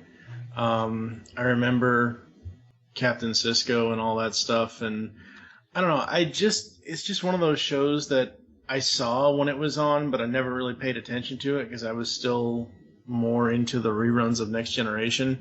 But it's actually a show that I'm actually going to be watching all 7 seasons of here soon because I have to write a review for the La La Land Records limited edition score. So I'm actually going to be going back and revisiting this show for the first time in a long time. That's going to take a while. 7 seasons on Netflix, yep. I did that on Netflix when I got it. I will say that one of the significance of this show, too, is it's the first sequel from The Next Generation, and it takes place in the same universe and same timeline as The Next Generation. The show grows its legs out of Best of Both Worlds on TNG, so... It does have some award acclaim. It did win 4 Primetime Emmys, both for hairstyle and makeup, but still, those are important. You gotta look good. Gotta make your Klingons and Romulans look legit. I know. Alrighty. Alright, any other thoughts on Star Trek before we go on to our next on the countdown? I hope we only... I'm a huge Star Trek fan, but I don't know. Are we going to see 2 more? Because if we see more than 2 more, I'm going to be shocked. We'll have to see. All right, let's go on to our next on our list. 86. All right, well, for our next on a list, I'm actually going to start with a request, and that request is just to give the facts, because in number 86, we have the TV cop drama Dragnet. It was on 9 lists, received 443 points, as highest ranked as number 12 on one person's list. Mike, we ended with you last time. Let's start with you here. Thoughts on Dragnet coming in at number 86? The most memorable thing about this show was Joe Friday's narration and how they set the show up. I just absolutely love that. I just thought that was so cool, I think that's where Cops kind of got their, and I don't mean the TV show, I mean the animated show, kind of got their narration from was Dragnet. Honestly, Dragnet, it's something I haven't seen in a long time. you have certain aspects of TV shows that you remember more than others, and the opening narration and how he narrated the story throughout each episode is the one thing I remember most about Dragnet. Amanda, question for you. This is a first cop drama, first cop show we're seeing. Cop shows are usually pretty well known within TV. They kind of go hand in hand. Surprised it took this long to get to one? A little bit. I think there's so much crime, cop drama, especially out there, especially over the years, that I'm a tad surprised. But I think with what we've seen thus far, a couple of those that are a little out of the blue maybe could have been replaced by some of these cop dramas. Yeah, I could see that. Kevin, any thoughts on Dragnet? Yeah, I mean, Dragnet's classic. It's hard to hate on Dragnet too much. It was also something that was definitely popular when it was on. It aired for 8 seasons, and 4 of those seasons it was a top 10 rated show. So I mean, it was something that was successful at the time. Definitely people were watching it, talking about it, etc. In my head, for some reason, I always confuse Dragnet and Get Smart. I know they're not the same show, but really, missed it by that much. For some reason in my head, they're like combined as the same show. But I like Dragnet. I think it's good to have some more classic stuff show up. So I have no problem with it. Steve, any thoughts on Dragnet? Most of what I know from it is the parody of it, which was the film, which was supposed to actually take place decades after the original. So, yeah, I mean, Dragnet is certainly iconic. What's kind of interesting doing research is you hear, just the facts, ma'am, is one of those famous misquotes is not actually what Joe Friday says. It says, all we want are the facts, ma'am, not just the facts. So it's like, Luke, I am your father. It's, one of those things that kind of gets misinterpreted and missaid all the time. And it was a huge show for its time. And like Kevin mentioned, it did win 5 Primetime Emmys this is an award I wish they would bring back. Best Mystery and Intrigue Series. I mean, come on now. If you're winning Best Intrigue Series, that's impressive. We need to bring that award back. There needs to be a movie Oscar for that too. Yeah, and speaking of movies, there were 3 film versions of Dragnet. There were some revival series as well that came back to show that would not die. It was a formula. They tried repeating it, but it really was done best the first time. I actually could see an argument for it going higher, its impact within the cop genre per se, and I think it's right. better than most of those shows around the same time. So, but I'm glad, like we said, we're seeing some old shows being represented already. So, all right. Any other thoughts on Dragnet before we move on? Yeah, thankfully the quote it might have been changed or misquoted or whatever else, but there's at least one classic show that you can never misquote. Excuse me, sir, just one more thing. And let's go to one more thing as we go into the next in the countdown. 85. At number 85, we are going back to the world of comedy and another comedy classic in a show I'm happy it's on the list. A little sad it's not higher, but I'll live with it.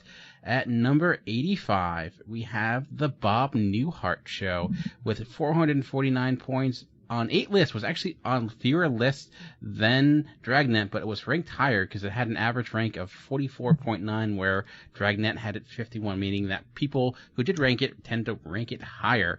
The Bob Newhart Show. Kevin, we're talking about classic comedies and where they're ranking. You think this is another sign of a show that should be higher, or are you happy where it's falling? I think it's good. Where I don't know if maybe some of it. I mean, there was other shows that he was in, and I don't know if maybe there was a Newhart. That's the thing. That's the problem. There's a Newhart Show. There's a Bob Newhart Show. Sometimes we got votes for all of them. I can't say if any of them else ranked on the list, but that is a common confusion because when you put your name in the title for every show you're in. Right. So my question is, did that hurt this show overall? Did maybe some people only vote for one of them, or if they had been a combined entry, I guess, would they have gotten more votes? So I don't know. I could see it being a little bit higher just because of the presence Newhart had in television, especially throughout the 70s and 80s. So I could see that argument. I personally am fine with where it's at, but I'm like you. I could see it being a little bit higher just for his presence. Steve, any thoughts on the Bob Newhart Show? No, not really. I mean, I've heard of it, but most of my exposure to the guy has been in film or in The Big Bang Theory. So I remember the Newhart Show. I don't remember the Newhart Show was the one that I always watched. Yeah, that is. I could see what you're saying, Mike, with the Bob Newhart show and the Newhart show. It's really splitting hairs for me. I think I've always enjoyed the Bob Newhart show a little bit more, but either have Bob Newhart, who I think is like the nicest dude ever created, and I really personally love his style of comedy. Very subtle. I don't know. He would say things and say hilarious things without ever like making it obvious. How was your day? Okay. How was your day? Oh, it was really exciting. I took your slacks to the cleaners. They can get the turkey gravy out in the cranberry sauce, but not the wine. So I told them to dye your slacks sparkling burgundy. Good, that'll go with my meat-colored shirt. Yeah. How was the rest of your day? Oh, it was great. I gave my first IQ test today. Oh, how'd they come out? I don't know. I haven't graded them yet. How did the one come out you gave last night, to me? Oh, fine. How fine? Why are you so interested? I thought you didn't believe in IQ tests. Well, Emily, if I can give up 3 hours of my life to take an IQ test, you can give up 3 seconds of your life to answer it for me. What was the score? I don't think people should know their IQs. Well, you know your IQ. Well, that's different. I have to know mine. Well, I have to know mine. What was it? 129. 129. That's good, isn't it? Oh, that's very good, Bob. That's almost gifted. Almost gifted. What's yours? Oh, it's not important. No, I know it's not important, but what is it? I'm embarrassed. Well, honey, don't be embarrassed. I had 4 more years of college than you had on your PhD. Bob, it's 151. Good too. His comedy still works today when you don't see that with many classic comedies. I think it is you can watch the show unlike a lot of sitcoms and still laugh at most of the jokes the same way they were meant to be laughed at the time. So I think it's a good spot, 85. I think you possibly higher, I don't know, but again, like Kevin mentioned, it could be in with Mike as well. Combination of having similar shows could impact where a show lands. So I don't think we're gonna have that problem though with next on the list because I'm pretty sure everyone on the panel has at least watched it once. 84. At number 84, we are having one of the biggest shows of the 1990s, as we are going to no other than Tool Time itself, Home Improvement, coming in at number 84 with 450 votes. It was on 9 list as highest ranked as number 2. Amanda, I'm hoping this is one show that was not before your time. Any thoughts on Home Improvement?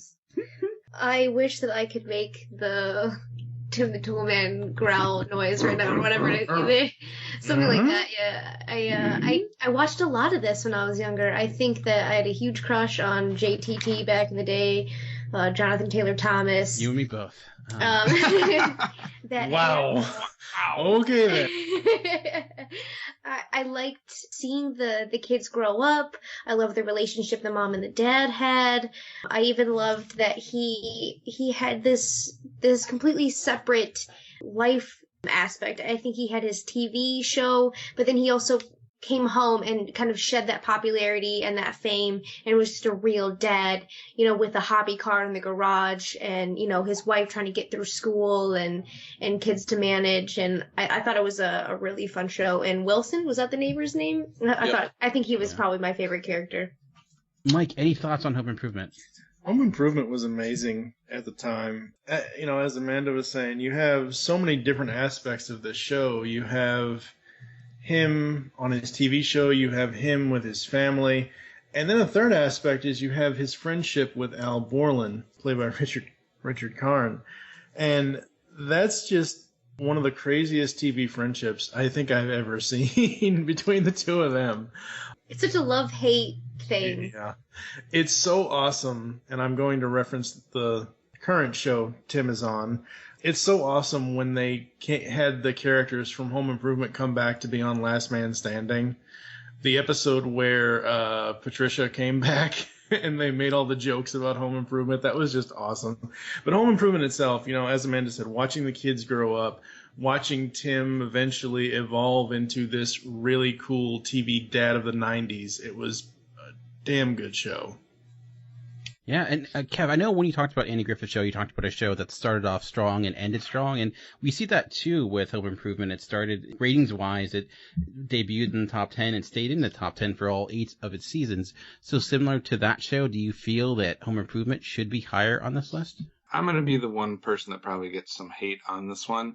I think that is the one argument for it, is how popular it was when it was out, how high it was rated from the very get-go, and what kind of pivotal role it played in the ABC lineup at that time. I think it was ABC with their what was that, the TGIF or? Yep, it wasn't on TGIF, but it was on ABC. Right. Well, it was around a time where they were making a push with a bunch of shows that were somewhat similar. So I mean, I think it was popular. I think it had impact and things like that.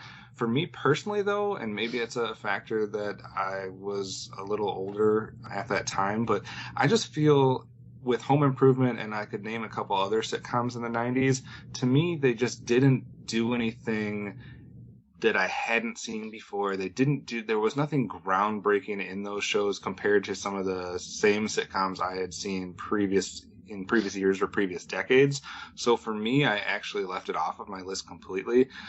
It just didn't have enough going for it to bump some of these other shows off my list. I think it's warranted because of the ratings, because of how popular it was, and because of how much love there is for it. I'm glad that it's not any higher, though. I'm surprised it's not higher. I'm surprised it's not higher, but I'm glad it's not higher. But I can definitely see why people would make an argument that it should be somewhere in the top 100. But I know I'm going to be in the minority there. I ranked it in the top 40, but like I find it more entertaining than a lot of the other shows that have come since, like Everybody Loves Raymond or that kind of show. Like I will give you that there is nothing unique about it. It is nice. The dynamics that's good in it. The actors are good in it. The writing is good in it. So I can see why it's in the top 100. I'm just glad that it made the list, at least. For me, this show is more important to me than a lot of the other ones that are in this same vein that have come out around it or after it. So that's why I ranked it where I did. Right, and I think that's valid. I think for certain people, certain shows are going to hit more of a soft spot for, or they're going to resonate more depending on, that type of thing. So I think that's Supernatural. I think that's a legit argument, and you cannot compare Supernatural to Home Improvement. Oh, I can do whatever I want. It's a different vein, but I do agree Supernatural should have been a lot higher. So I don't think you can argue against someone when they say, if you're looking at, like, let's say all the sitcoms of that vein, whichever one strikes more of a chord with you, that's the one that you should rank. So I don't have a problem with that. For me personally, it's not the one that resonated as much for me. Yeah, and I could see that. I think it's hard for me when you mention groundbreaking or not doing something other shows done before. It's hard for me to say because when I saw it, it was like one of the first shows of that nature I got into. So it is, a show I grew up really liking, and there are not many shows of that time period I can watch and still laugh at. Home Improvement's one of them. Like, I watched something like Full House, for example. I loved that show as a kid. Watching it now, I cringe a lot. Yep.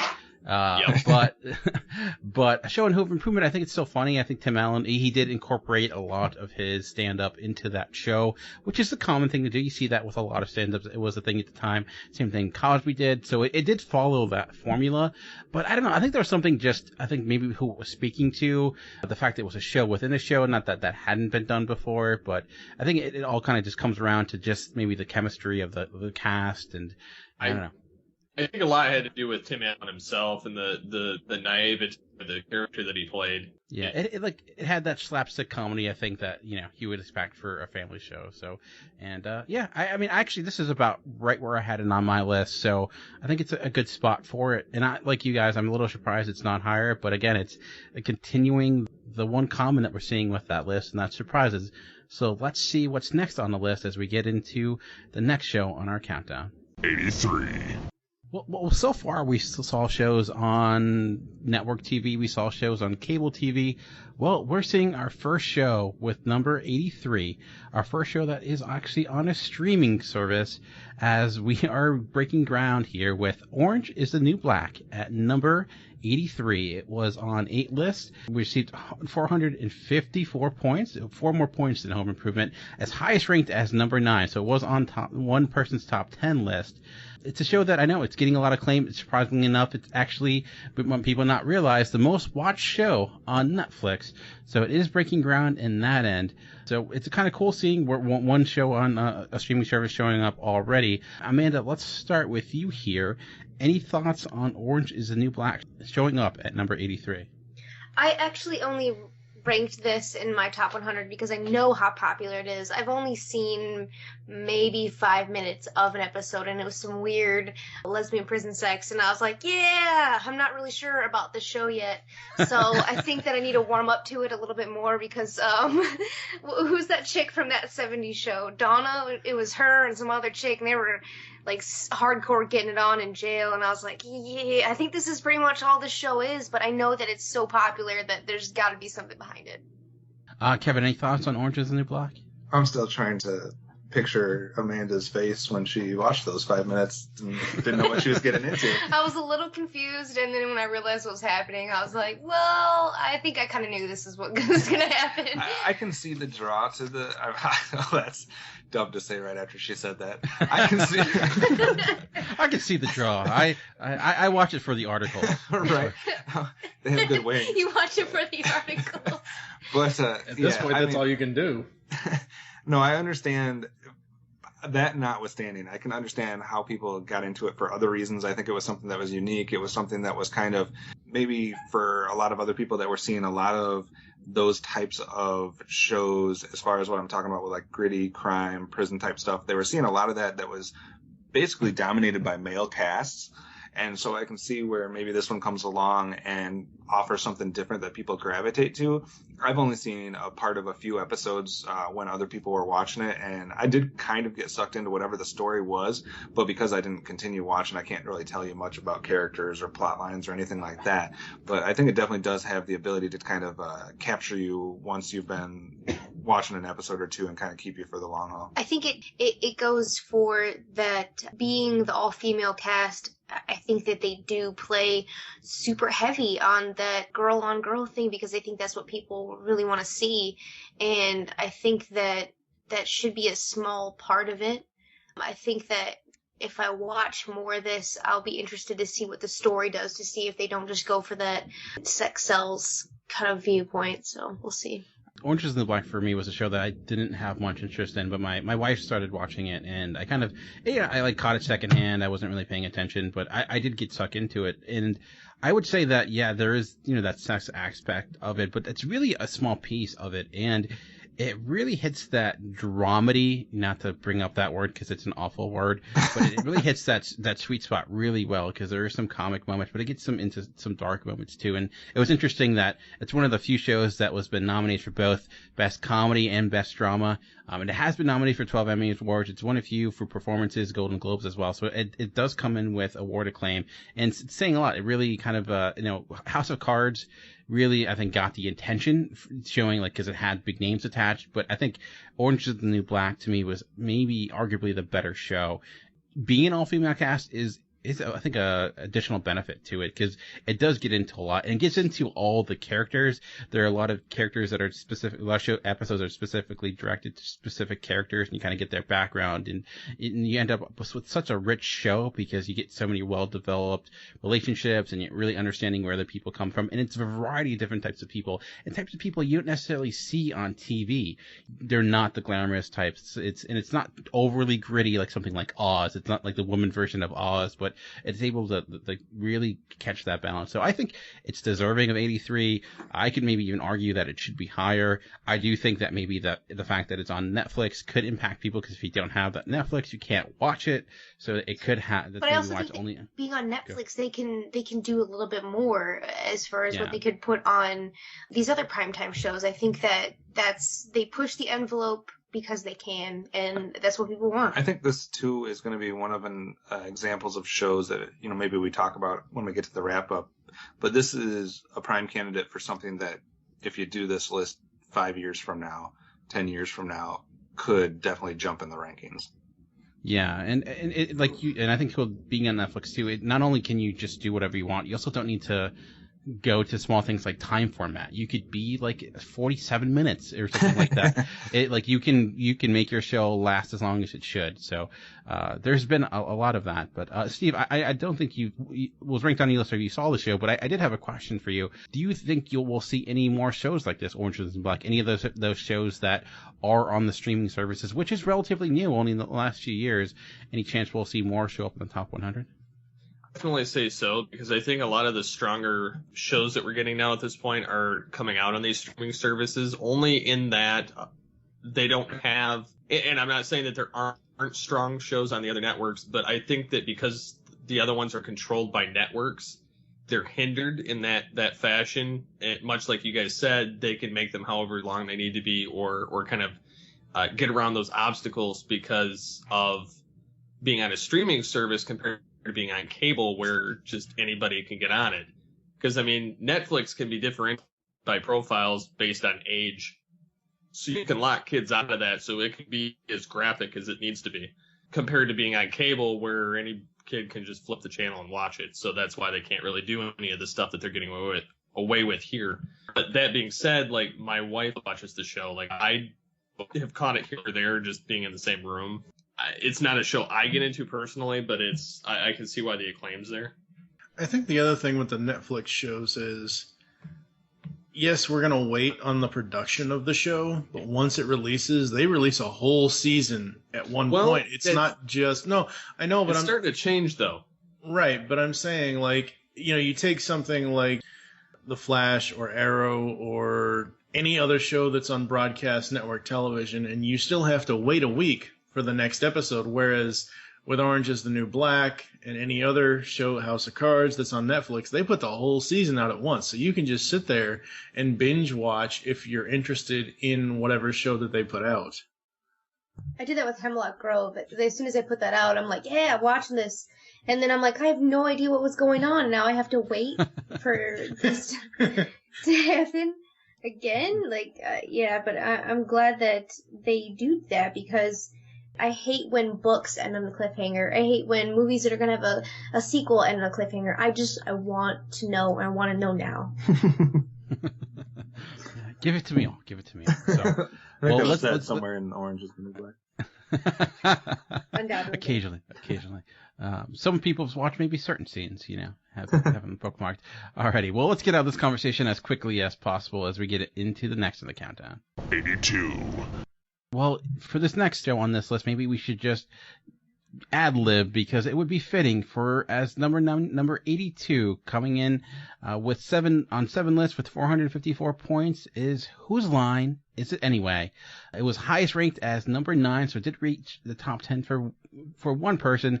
It was on the fewest lists we've seen so far, only 7, but for the people that did rank it relatively high. Let's start with Mike here. Was this a show that was defined when we came up with the rules? Because there's 2 versions of this. There's the US version and the UK version. And both got votes. So both the Whose Line Is It Anyway, it was separated, so both the US version and the UK version did get votes. So they were separated. So this was... Which one is this? This is the US version okay, received. the good one. Whoa, no offense to UK listeners.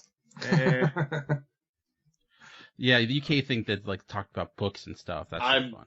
very well versed in both of the Whose Line universes, so I loved it when it was Drew Carey on the US version. That was so hilarious. I will say there's been 3 eras of this show. The 2 American, which are technically a continuation of each other, and then there's the British version. And without getting into the British version, the American version, yes, it started with Drew Carey, but it was very PC and there were only so many limited things that they could do because of it being on an ABC channel. Mm. So there were a lot of things that they couldn't actually talk about or actually say or actually do. Whereas now that it's on the CW and it's got the new host and it's got the new format and not as strict of the guidelines, they can go anywhere they want to. They just bleep out whatever shouldn't on air. So, but it's still going. I mean, on 12 seasons total, if you combine with the 98 to 2004, and then when they revived it in 2000. I want to say 11. Yeah. With the Drew Carey version, they may have been restricted, but they still got away with a lot of jokes. Not really. If you go back to watch the, because I have a lot of the DVDs with a lot of the outtakes, and there's a lot of stuff that did pass. Yes, there were certain things that got passed, but it depended. I would almost argue that the newer version is better than that, but it's also at the same time because it's got all the special guests instead of actually having more of the skits. So it's kind of a double-edged sword. I love the show, but I almost want to argue that the UK one's better. My only problem with the current incarnation of the US one is the guests, because they have, the way they structure it is, a guest will come out and they'll do a skit, then they'll act like, oh, hey, you're leaving, see ya, bye, and it's like, if you're going to have a guest on the entire show to work with most of the skits, have them on the whole show, don't just have them show up for 10 seconds. Alrighty, I can't say to that because I've not watched the updated version, but Amanda, thoughts on Whose Line Is It Anyway showing up on here at number 82? Do you think it gets hurt by the fact there are so many versions of it? I don't think it draws away, because you either like the show, I think, or you don't. And, I mean, 2 words stick out: Wayne Brady. That's pretty much all I get out of that. So, I mean, I enjoyed it. It wasn't my favorite show. I've seen quite a bit of it, but nothing that really stuck out that I remembered. I had fun with it, but I think I got bored with it after a while, so I don't think I even got into the newer versions or even the UK. I think it's a good spot where it's at. Kevin, any thoughts? I mean, I loved Wayne Brady, and I'm going to forget the other 2 guys. Ryan Stiles and Colin Mockery. Yeah, I loved all of those guys, but I have never been a fan of Drew Carey. So that kind of was a turnoff for me, but I remember enjoying the show, and I did like it. I like certain segments better than other segments, but generally did laugh, and I do like that improv style. I think if we're talking sketch shows, I would put Carol Burnett in a higher ranking than Whose Line Is It Anyway? But again, it was on for a long time. There's been multiple versions. A lot of people like it, so I don't have a problem with it being on the countdown. Yeah, I don't disagree. I think I would definitely put Carol Burnett ahead of Whose Line, maybe do it a little bit of a flip-flop. I do like Whose Line. It was a lot of fun. I didn't really watch the new version. I did watch a little of the UK version when it was syndicated on Comedy Central, but I think my heart was with the ABC version. What's kind of interesting is someone did try to combine the versions and see who had the most points, who ranks at number 1. Any ideas of who ranks at number 1 for the most points and Whose Line Is It Anyway? Wow. Steve? I'm going to say Colin Mockery. It doesn't matter because the points don't matter. No, Wayne Brady. Oh, you got me. No, number 1 was actually Wayne Brady. As he had total points of over 50 billion, 72 million points. Number 2 was Ryan Stiles. He only had 11 billion. So, and then Colin Mockery with a measly 3 billion. So, yeah. That is if you're doing a fantasy ranking for Whose Line, those are your top 3. That was actually my least favorite part of the show, was and I know it's just sketch comedy and whatnot, but maybe I'm just too cutthroat. I wanted the points to be more systematic. Well, they actually did count in the British one. The American one, they didn't matter. The British one, they actually counted the points, and Clive Anderson was the host of that one, and he would actually break it down and tell who was actually winner of it, and they'd have to basically sit out. But that's funny. That's the winner gets to sit out. Yep, they're like, you get to sit out. Everybody else has to be my improv monkeys out there. And but no, I think that one of the funny things about the whole thing is the whole staple of the show pretty much is Colin Mockery and Ryan Stiles, being that Ryan was on it for almost its entirety since the initial UK version, and then Colin joined in shortly thereafter, and they've been on it ever since. I remember when I first saw the ABC version of Whose Line, I was like, wait a second, what's Judge Reinhold doing on the sketch? I swear, Ryan Stiles and Judge Reinhold almost look exactly alike. Who the hell's Judge Reinhold? Beverly Hills Cop 2, he was Billy the host Rosewood. of People's Court. No, he wasn't. That's Doug Llewellyn. All right. Well, let's put a ribbon on the Whose Line Is It Anyway talk and move on to the next on the list. And let's say we're going to get maybe a little bit more modern. 81. Perhaps that hint was a little too on the nose, as in number 81, we're going back and we're staying in the world of comedy with one of today's most recognized comedies, Modern Family, at number 81. It was on 10 lists, so it's actually on one of the higher amount of lists so far, 460 points. Highest ranked, though, it did not get ranked very high by many people. It was 32, so it did not rank higher than that, which I found a little surprising. Maybe, Kev, let's start with you here. Any thoughts on Modern Family coming in at number 81? I had it ranked at 77. So again, a little close. I mean, it's further apart, but your streak's still alive. But no, I think this is legitimately deserving for a lot of reasons. It's very popular, obviously, does well at the ratings, but it does super well when it comes to awards.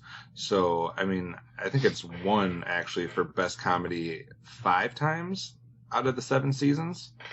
So yeah, that's a bit obnoxious to the rest of the competitors that have been nominated. That's like back in the day when I can't remember what show literally like won every year, and it was like, all right, guys, Frasier or Seinfeld or something like that. So I mean, Modern Family definitely does well with whoever's in charge of the Emmys, but I think it's deserving. That's why I put it on 77. It kind of falls in that same range for me as How I Met Your Mother and Big Bang Theory and a few other ones that are these modern comedies that have kind of shifted away from just the standard sitcom and gotten a little bit more diverse with their styles and stuff like that. So I think it's deserving.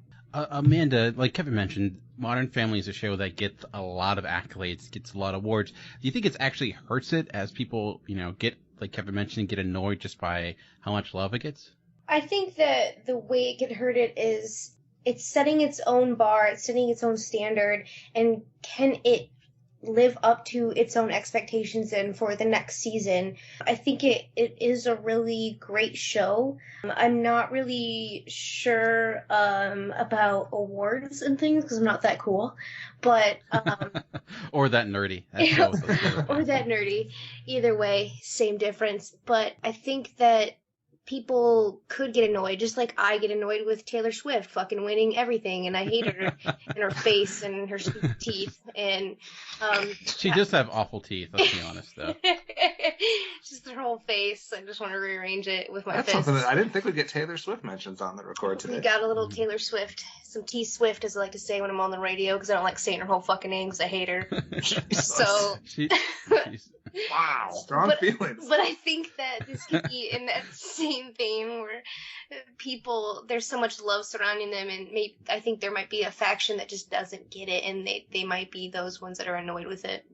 See, I think I've heard you talk about Modern Family a few times. I believe you're not a fan, so are you? Do you think it does not deserve to be in the top 100? I get why people like it. Like, I mean, I something about the show just doesn't sit right with me when I try and watch it, so I can't really fathom putting myself through more of it, if that makes any sense. Like, it's just not my style of comedy, so I don't really like it. If it doesn't have a laugh track, I find it immensely unentertaining to me. I wouldn't say boring, because I got lashed for that last time, but I don't find it entertaining in that regard. But I don't necessarily watch a show because it has the laugh track, and that doesn't cause me to laugh or anything. I usually choose to watch the shows that have it because I don't like the dead air during the show, because it sounds very off-putting. With a show like Modern Family, what you see with a mockumentary style, there is it's a pseudo laugh track where it's not necessarily the laugh track, but it's the reaction of people around the conversations that are happening, where it's the looking at the camera, it's like the breaking the fourth wall, where it's almost taking the place of your common laugh track. But if that's not something that you don't like that style, I can understand that. And that could be why I don't like it, because I've never thought about the fact that it's a mockumentary, which is, it's basically documentary style shooting, and I don't like documentaries, so that's probably why I don't like it. Blasphemy. But now, Kevin, you mentioned like ranking it within How I Met Your Mother and those type of Big Bang Theory, and to me, this show is, in all honesty, a step above those shows. Writing wise, it's so much more clever to me than a show like How I Met Your Mother. And unlike How You Met Your Mother, I think it's a show you could watch any bits and pieces of it, like come in season 6 or whatever, episode 18 and understand everything that's going on. I think it gets kind of a bad rap for being a safe show per se. It's a family show, so it's not as risky as something like we talked about with It's Always Sunny in Philadelphia. It doesn't go that route, but I think it's a safe show that is able to be really clever, and there's some jokes that are really smart, and really it's really keen on the great setup. It knows how to really set up jokes well, almost as well as, I'm not to put it in this camp, something like Seinfeld or something like that it sets the stage, and then when the punchline hits, it really works. It does, I think, rely on some of the same jokes too much with some of the characters, but Phil Dunphy to me is a fun character. I do really enjoy it, and it does, again, maybe rely on some of the tropes of that style of the mockumentary a little too much, but I don't know. I enjoy Modern Family. Could it be higher? Maybe, but it's not like it's going to go anyplace, so yeah, I think it's a good spot for it where it's at. Alrighty, let's move on to next in the countdown. 80. Coming in, this to me, again, another surprise coming in at number 80. Not necessarily it's bad, but when you think GeekCast Radio, you think geek type of shows. This is not necessarily a show you think would have universal love, but apparently it does, because it's coming in at number 80, and that is The Golden Girls, coming in with 461 points. It beat Modern Family by a point. 8 lists, as highest ranked as number 9, so it didn't meet the top 10. So that's kind of where it beat out Modern Family, getting ranked a little higher. Mike, starting with you here, do you think The Golden Girls is getting ranked so high simply based upon the looks of its cast? No. Do you have Blanche's poster in your room still? No, but seriously though, any thoughts on The Golden Girls? This show, it's essentially a show about friendship. It's a show that broke ground, really, for women in television, because there were issues in that show that had never been on TV before. Menopause. You'd know. Wow. My hot flashes haven't kicked in. We've already established that I'm the young one here, so don't try to hate. I'm still viable. This is going down a road I did not expect. All right. Do you think, Mike, that Golden Girls is number 80 good spot for it? Should it be higher? What are your thoughts? It could be a bit higher, but 80's fine for what we're doing here. Amanda, I know this is maybe a show before your time as well, but any thoughts on Golden Girls? I love Golden Girls. I've seen so many reruns. Obviously not when they first aired, but there's been a ton of lessons to be learned from these ladies. I think that opening song, I don't care what you're doing, when you hear this song, you get that feel-good feeling and you want to go sit in your kitchen and have some pie and talk about St. Olaf or wherever you're from. So I think that I'm a little shocked that this is this low.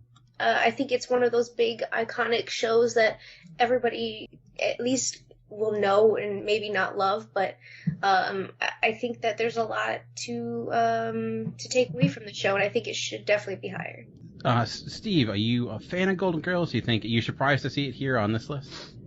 I'm not surprised to see it. I mean, I understand, somebody may have voted for it. It's surprising being a predominantly geeky list to have it actually show up this in general, but I don't disregard that, why it's here. I personally did not vote for it, but that's neither here nor there. But yeah, it's kind of funny. Kevin, thoughts on Golden Girls? I'm still trying to figure out what's happening. When you said that, I was actually somewhat in shock. I couldn't hear it because I gasped, but He swooned. I don't get it. I had this at number 15. It was on 7 seasons. It was nominated for Best Comedy 7 times, all 7 years for Golden Globes, 6 of the years for an Emmy. It was in the top 10 rated shows, 6 out of its 7 seasons. It has a lot of people. As funny as it is, I think way more people enjoy this show than you would realize in all circles, geek circles, different age groups, different whatever. I think for some reason this resonates a lot, and a lot of people have caught this on rerun, and just the cast involved and the whole dynamic. This is a comedy that was unique. It was different than a lot of the other types of sitcoms out there. I mean, how many other sitcoms were about a group of 5 aging women, or there's not even one about 5 aging men. Like, I don't know. This one deserves to be higher. I don't understand.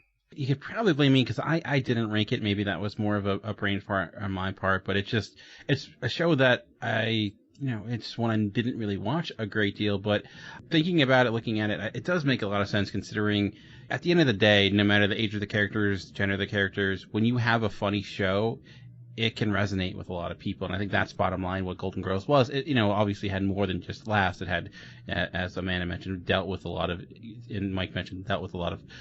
strong issues. But at the end of the day, I think just having really funny, dynamic characters that are all diverse and have their own personality. And talk about the cast as far as how, almost all of these people did more than Golden Girls before or after. Like, there's some very experienced actresses involved in the Golden Girls. And I'm sorry, I didn't mean to cut you off. I'm still trying to come to terms. Yeah, I know. It's a little shocking. We'll get through it though. We'll get through it together. Yeah. So Golden Girls going down at number 80, and coming up next, we're about to break new ground in multiple ways. So let's see what's in store next. 79. Yes, we're breaking ground for a few reasons. First off, usually this is when the show ends and we're in our next episode, but as we're going to number 76 today, we keep on going, but we also break new ground because we're getting our first show on a premium network as we're getting at number 79, Homeland. Yes, we received 462 points on 7 lists, highest ranked at number 12 by 2 separate people. Kevin, you shocked that this is the first time we're getting to a show that is not on one of those, cable networks or general ABC, NBC networks?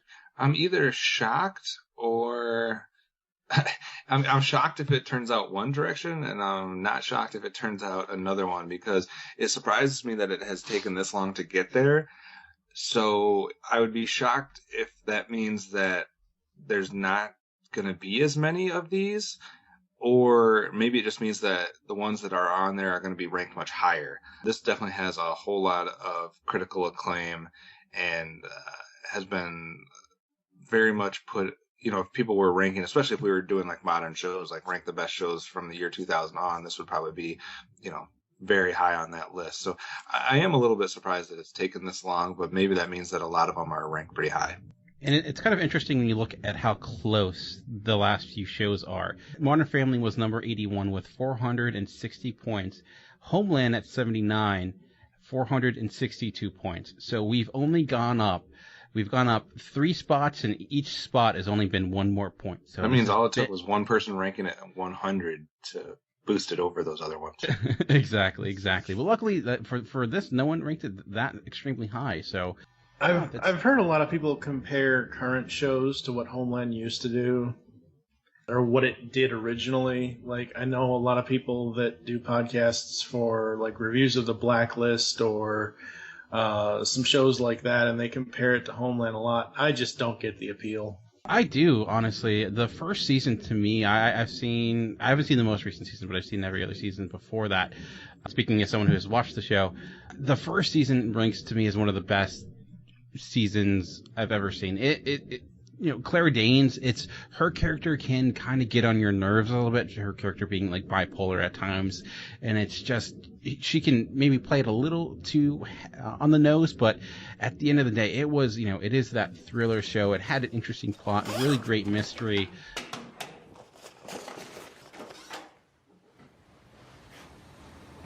What do you got there? Nothing. You mind if I take a look? When you brought the computers back up, you rebooted the monitoring system. I'm still station chief. I get notified whenever someone opens a safe.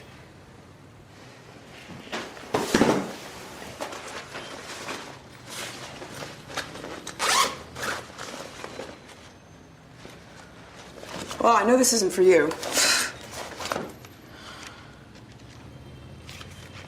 Or this. Where is he? I don't know. Okay, where are you supposed to deliver this then? Nowhere. Max, what are you trying to do? You took advantage of her. You mean Farrah? She was a financial analyst. I know. She did spreadsheets. And you brought her here to this place. And I told you how sorry I am. What more do you want me to say? Don't say anything. Okay, what do you want me to do then? Bring her back. I wish I could, but I can't. Then get Haqqani. I can't do that either. Since when? You never say that. You were in charge here, and you survived, and now you're saying there's nothing to do for her, but you were just not willing. I am willing, but I cannot lose anyone else. It kind of lost its way in season 3 when it tried to maybe keep characters around longer than it should, but the last season really kind of brought it back in the head when it kind of jumped around a little bit in time. But when this show is really on, it's again suspenseful. It's very timely, dealing with a lot of the stuff of today, obviously being Homeland, dealing with terrorists. I've never seen Blacklist. I don't know how it really compares from what I did see at Blacklist. It's a little bit more, it's not super realistic. It's not like it's documentary like style is super gritty, but I would think it's more, not nearly as out there as Blacklist. I think it's more, boots in the ground, trying to get some sort of reality compared to that a Blacklist. I do think it deserves to be on here. I could see maybe an argument for being higher, but knowing what's on the list, I think it's at a good spot. I'd argue it for being lower, but okay. Have you watched it? No. But the point of it is how can all right, because go I ahead. can. Go ahead. The point of that I was saying earlier about people that watch the Blacklist that relate the Blacklist to Homeland is more so how the FBI works in both shows. That's where the comparisons are coming from. Okay, but it's dealing with the CIA. They do two different things. But hey, I have not really watched Blacklist a great deal, but I do enjoy what I did see. But I really enjoy Homeland, so I think it does deserve being on here. So I'd be curious to hear what other people have to say. I just think it's really surprising it took this long to get to a premium network. So we'll see what that has in store as we continue this list. 78. So we took a small break from the world of comedy, but we're going back again. At number 78 with 464 points, it was on 9 lists. A show I guess there's more love for it than I realized, and that is Scrubs. Ugh. Yeah, Zach Braff himself coming in at number 78. Kev, maybe we'll start with you here. Shocked to see Scrubs, I guess maybe for me, up so high. I don't know if I'm alone in that. This makes me wish that we were having another Briscoe County take a spot here. I actively hate this show. I am turned off by just about. I've been around a lot of people that watch this show, and I think I had a roommate that really liked this show at one point, and I tried, and I was just honestly actively turned off by it. I didn't find it funny. I found I couldn't appreciate it for anything. I couldn't appreciate it for the actors, for the jokes, for anything about it. I hate the show. Turk talking to a new staff member. Give her a special treat and say hello. Hello. JD, I'm sure you know Kim Briggs. No, you big knucklehead, I don't. On behalf of everyone here at Sacred Heart, I'd like to say konnichiwa. I've been here 5 years, big guy. I know that. Kim, it's a game we play. What's your name? It's Dirk. What's that guy's name? I don't know. It's a patient. Looks like a Dave. Are you a Dave? Maybe he's a Dave. We don't know. Hey. Torture him about this. Will do. Peace out. How come I never noticed her before? Oh, because she wears a wedding ring. Yeah, you don't notice women who wear wedding rings. Kim was here on your first day. That's enough. She was at Ben's funeral. Dude, she's been around. It was kung fu fighting. So you're saying because she wears a wedding ring, she's invisible to me? Yes. Please, T. I'm not that shallow. Oh, really? Will all women who are married in the area please remove your wedding rings? Thank you. Dr. Feinberg? Anastasia? Don't hold back. I was hoping it did not make the list. What's that? How the hell did it get 9 years? Well, that's the thing. It ended up. This is one of those shows that it was on NBC, leaves NBC, goes to ABC for a few years, perhaps maybe staying on for too long. Steve, is Scrubs a show you saw? Any thoughts on Scrubs? I've tried watching it. It has that like campy and like really stupid comedy in it. So I couldn't do it. Anyone have any positive things to say about Scrubs? It depends on the episode, honestly. It depends on how the episodes are set up. I've seen a few episodes. I eventually want to go back and rediscover the show. There's 2 actors in this show that I absolutely love. It's the chief of the overall hospital and, oh god, I forget what his name is. The other guy that's the second in command. And I'm not looking at any lists or anything as far as who it is, but I really enjoy those actors. But yeah, this show, I think this is stranger showing up on our countdown than Golden Girls. Yeah, I guess. I mean, I don't hate the show per se. I'm not a big fan of Zach Braff and pretty much anything he does. Someone ranked this as the 10th best show of all time. It did happen. I'm sorry. So up to number 10. Yeah, it was on 9 lists as highest ranked as number 10. So yeah, there you go. But consider, again, we're talking about how close this list is. I mentioned Modern Family had 460 points. Scrubs has 464. So as we go up this list, when it comes to the point totals, we're not going up that far. So it's really nitty gritty here. Let's see if that continues as we get into the next in our countdown. 77. Well, it's been quite a long time since we talked about a cop show back at number 86 with Dragnet, and we're going to talk about another one. At number 77, we have NYPD Blue with 466 points. Again, only 2 more points than Scrubs. We're not getting huge difference in points here. On 9 lists, as highest ranked as number 15. Kev, I know you hated Scrubs. Any better feelings towards NYPD Blue? NYPD Blue deserves a spot over Scrubs every single time you make this list at any point in the future, the past, whatever. Man, I'm still getting over the Scrubs thing. But yeah, I mean, NYPD Blue was pretty well acclaimed. It, nominated for a lot of awards. It was very much high rated. 2 seasons in the top 10, 5 seasons in the top 20. Over half of its seasons were nominated as far as best drama. So, I mean, I'm not someone that watched, that was like a diehard watcher of NYPD Blue. So I'm not its biggest fan, but I still recognized how popular it was and how well received it was. So I have no problem with it showing up somewhere on the list. Mike, I know you watched a little bit of NYPD Blue. Thoughts on it coming in here at 77?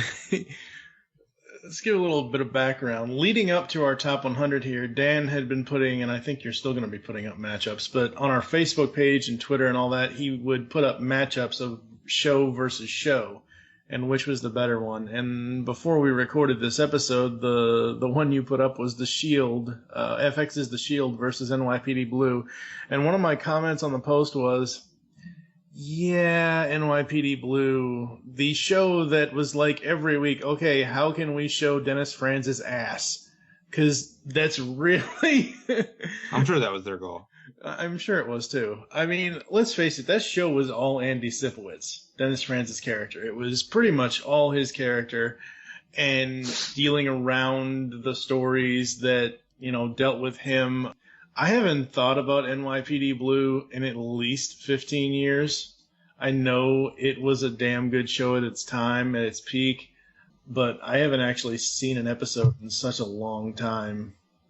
I do remember, though, when one of the, I forget which season it is, Zach Morris joined the cast. And I'm like, oh, maybe that'll bring the ratings up for it. Getting all that Saved by the Bell love, yes, I'm sure. Yeah. We started with Saved by the Bell. It's fitting that we're getting near the end here with a Saved by the Bell connection. Amanda, any thoughts on NYPD Blue? I haven't seen any of this either, so I'm out. I caught out, sadly enough, I actually, in there with Mike, I actually started watching NYPD Blue simply because I'm like, oh, that's Zach Morris. I remember when he was cool. So I started watching NYPD Blue, and, it's weird seeing him in a different light, and went back and watched the show. I like NYPD Blue. Some people maybe argue that it should be higher, as Kevin mentioned, with all the accolades. It has won multiple Emmys. It was highly ranked. It was highly one of those shows that was both high ratings and well received by critics. To me, I like it. it still fits in within like the cop procedurals. I think it's better than most shows. I think it maybe better. It's more middle of the road, not middle of the road, but I think there are cop shows that I would put way above NYPD Blue. There was, it gets a lot of claim for its grittiness. I think the issue that hurts NYPD Blue is what the shows that have come after that are. It was gritty for early '90s, and it kind of represented the type of show that was out there with the Commish and NYPD Blue and Homicide: Life on the Streets, which at the time probably seemed a lot more gritty than it does now. Yeah, and I mean, it did push the boundaries. I mean, it was a network TV show, so considering that, but I think that is kind of what happens when that's like a key point to your show, when you have shows that can do it better than you. So I think it deserves a good spot here. I think it deserves top 100. 77 is I think a decent spot for it. Steve, any thoughts before we move on to the last of today as we get into number 76? I'm a cop procedural fan, so that's not something I would have watched. All right, well, we have one more show to go before we end today's episode. We've had a lot of variety. We kind of got in a lot of directions, and I don't know. This is going to be. We talked about surprises. I think that's going to continue with our next entry. 76. All right. Well, we've had 2 sketch comedy shows already with Carol Burnett and Whose Line Is It Anyway? Maybe this show, maybe not as well known, but it certainly has a cult following, a strong following, as you'll see here. Coming in at number 76, it is those crazy Canadians, the Kids in the Hall, with 476 points. So this is the first time we took a jump in point totals. NYPD Blue only had 466 points, which was only 6 more than number 81. So we're taking a 10-point jump here. Only on 8 lists, though. I think it's on fewer lists, but it got its highest ranked as number 16. In fact, the majority of people who voted for this voted for it within their top 25. A big reason why it's on the list here. It is, I think, a show that, again, I came to because of its syndication in Comedy Central. A show that has a very unique comedy setting. Kevin, I know with Scrubs you talked about how you hated that comedy. Any thoughts on the Kids in the Hall? I'm going to be somewhat ignorant on this one. I haven't seen enough to speak too much of it. I know that there is a cult following to it, and I know it definitely has a certain fandom for it, in the same way that a few other sketch comedy shows might have as well. I think it's one that kind of flies under the radar and could get lost in the shuffle, but obviously those people that voted on it high enough to make the list. So. The first time I watched it, I think it was The Bird Lady or something like that, and I'm like, what in the world is this show? Show business is full of actors, singers, dancers, and models. And then there's me. Actor, singer, dancer, model, Canadian.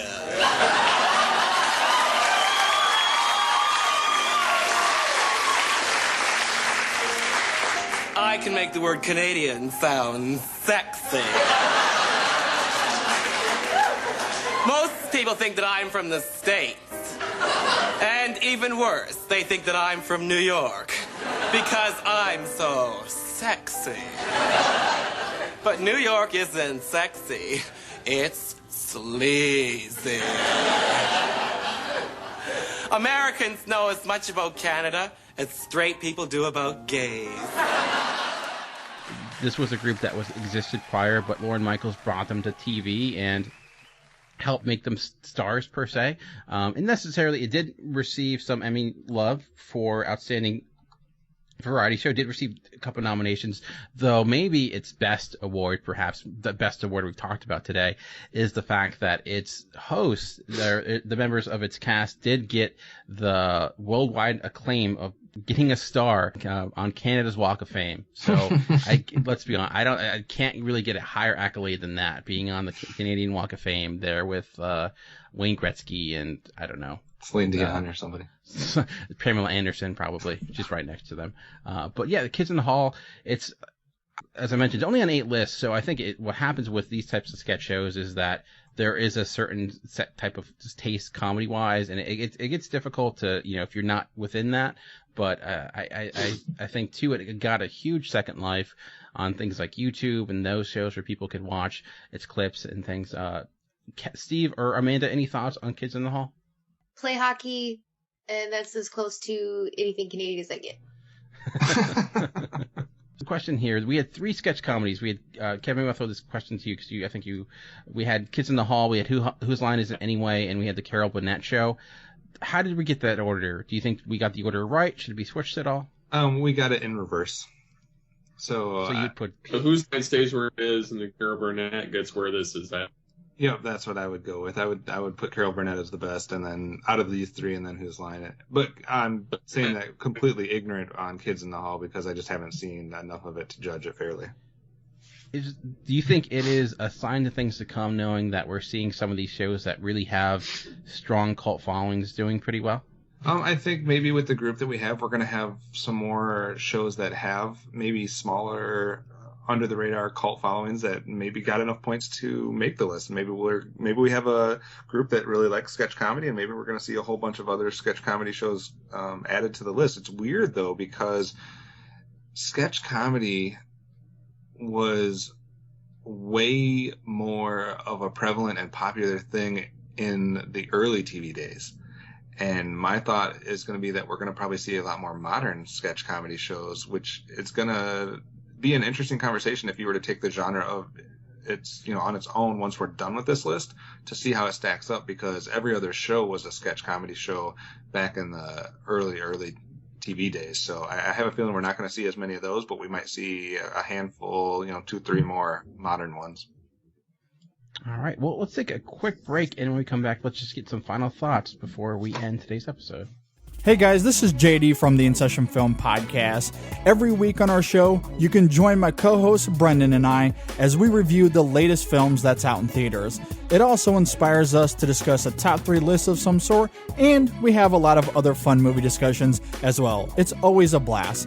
And we also have a show on Fridays called our Extra Film Podcast. This is a show that gives us the space to talk about the latest indies and art films and other classics that we normally just don't get to talk about on our main show. You can find our podcast on iTunes, Stitcher Radio, SoundCloud, TuneIn Radio, Player FM, and more. In fact, you can just see everything about us, including our social medias, at InSessionFilm.com. So join us every week. We'd absolutely love to have you.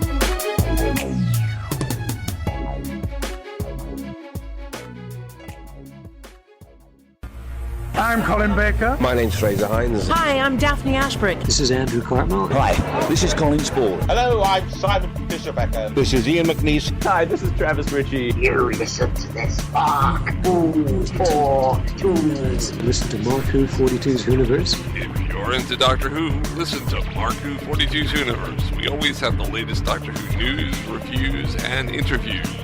We are available on iTunes, Stitcher Radio, GeekCast Radio Network, and our home base, MarkWho42.net. Mark Who 42, the meaning of life. So we have 25 shows down so far.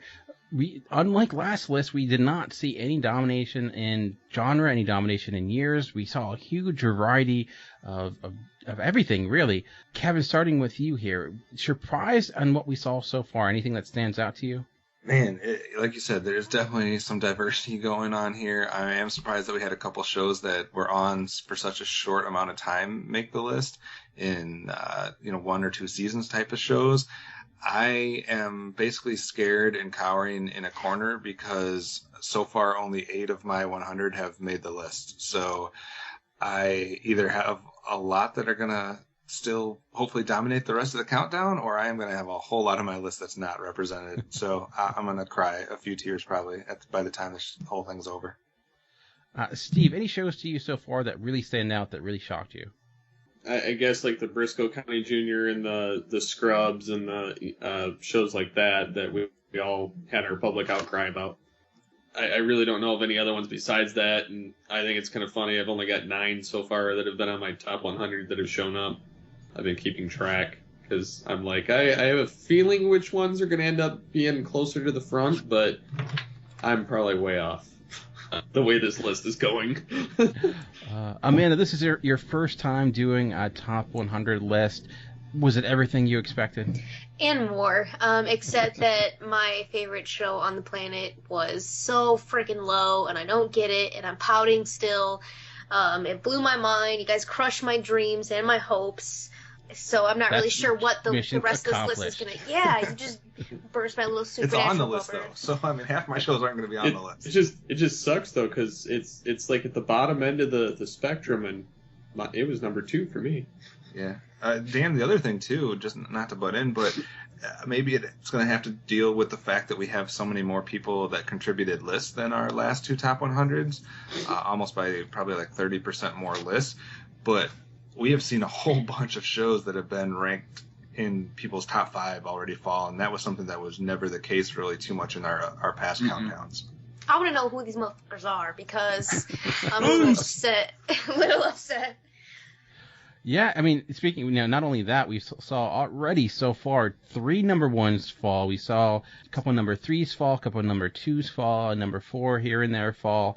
So yeah, I mean, being ranked highly on one person's list, it doesn't guarantee you. I mean, it might help you get into the list for sure, but you needed, like I mentioned, it's one thing we're going to continue to see. In order to be on this list, with having so many people contribute, you need, either a couple of things to happen: being on a lot of lists, or being ranked really high on a select few. The fewest list a show was on going into this was 6 lists. So, which is low, but considering the amount of people in the variety, and like I mentioned, over 630 shows got votes on it so far.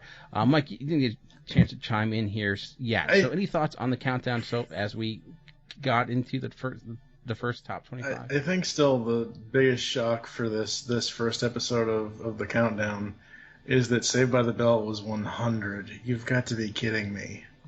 I'm surprised it made the list, but I think it's good. Well, I think it's good. I just think it should be higher.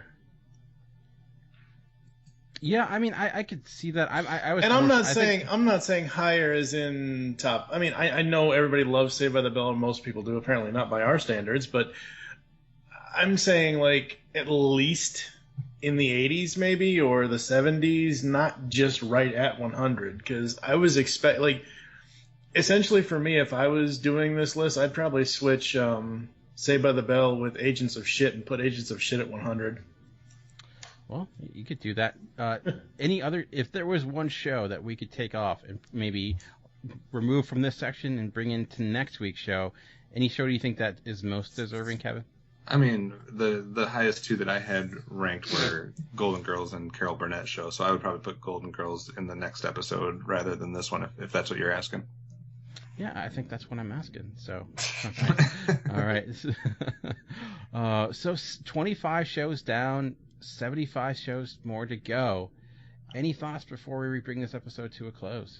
We only have 75 shows left, and I need to fit 92 of them in there. It's not gonna happen. Dang it. Well, funny story about that. No, there's a 17-way tie. Yeah. All right. Well, that's gonna do it for this first part of the top 100 television show countdown here on GeekCast Radio, telecast, and remote control. Join us next time when we'll find out what is it, 75 to 50 or 51? 51. 51. Sorry. Yeah. Math. Yay. You can find us at GeekCast Radio on Twitter. Go to Facebook, facebook.com/GeekCast Radio Network. Kevin, what is your Twitter? My Twitter is OptimusSolo. Amanda? HardCandiMandi, eyes, no eyes. Dan?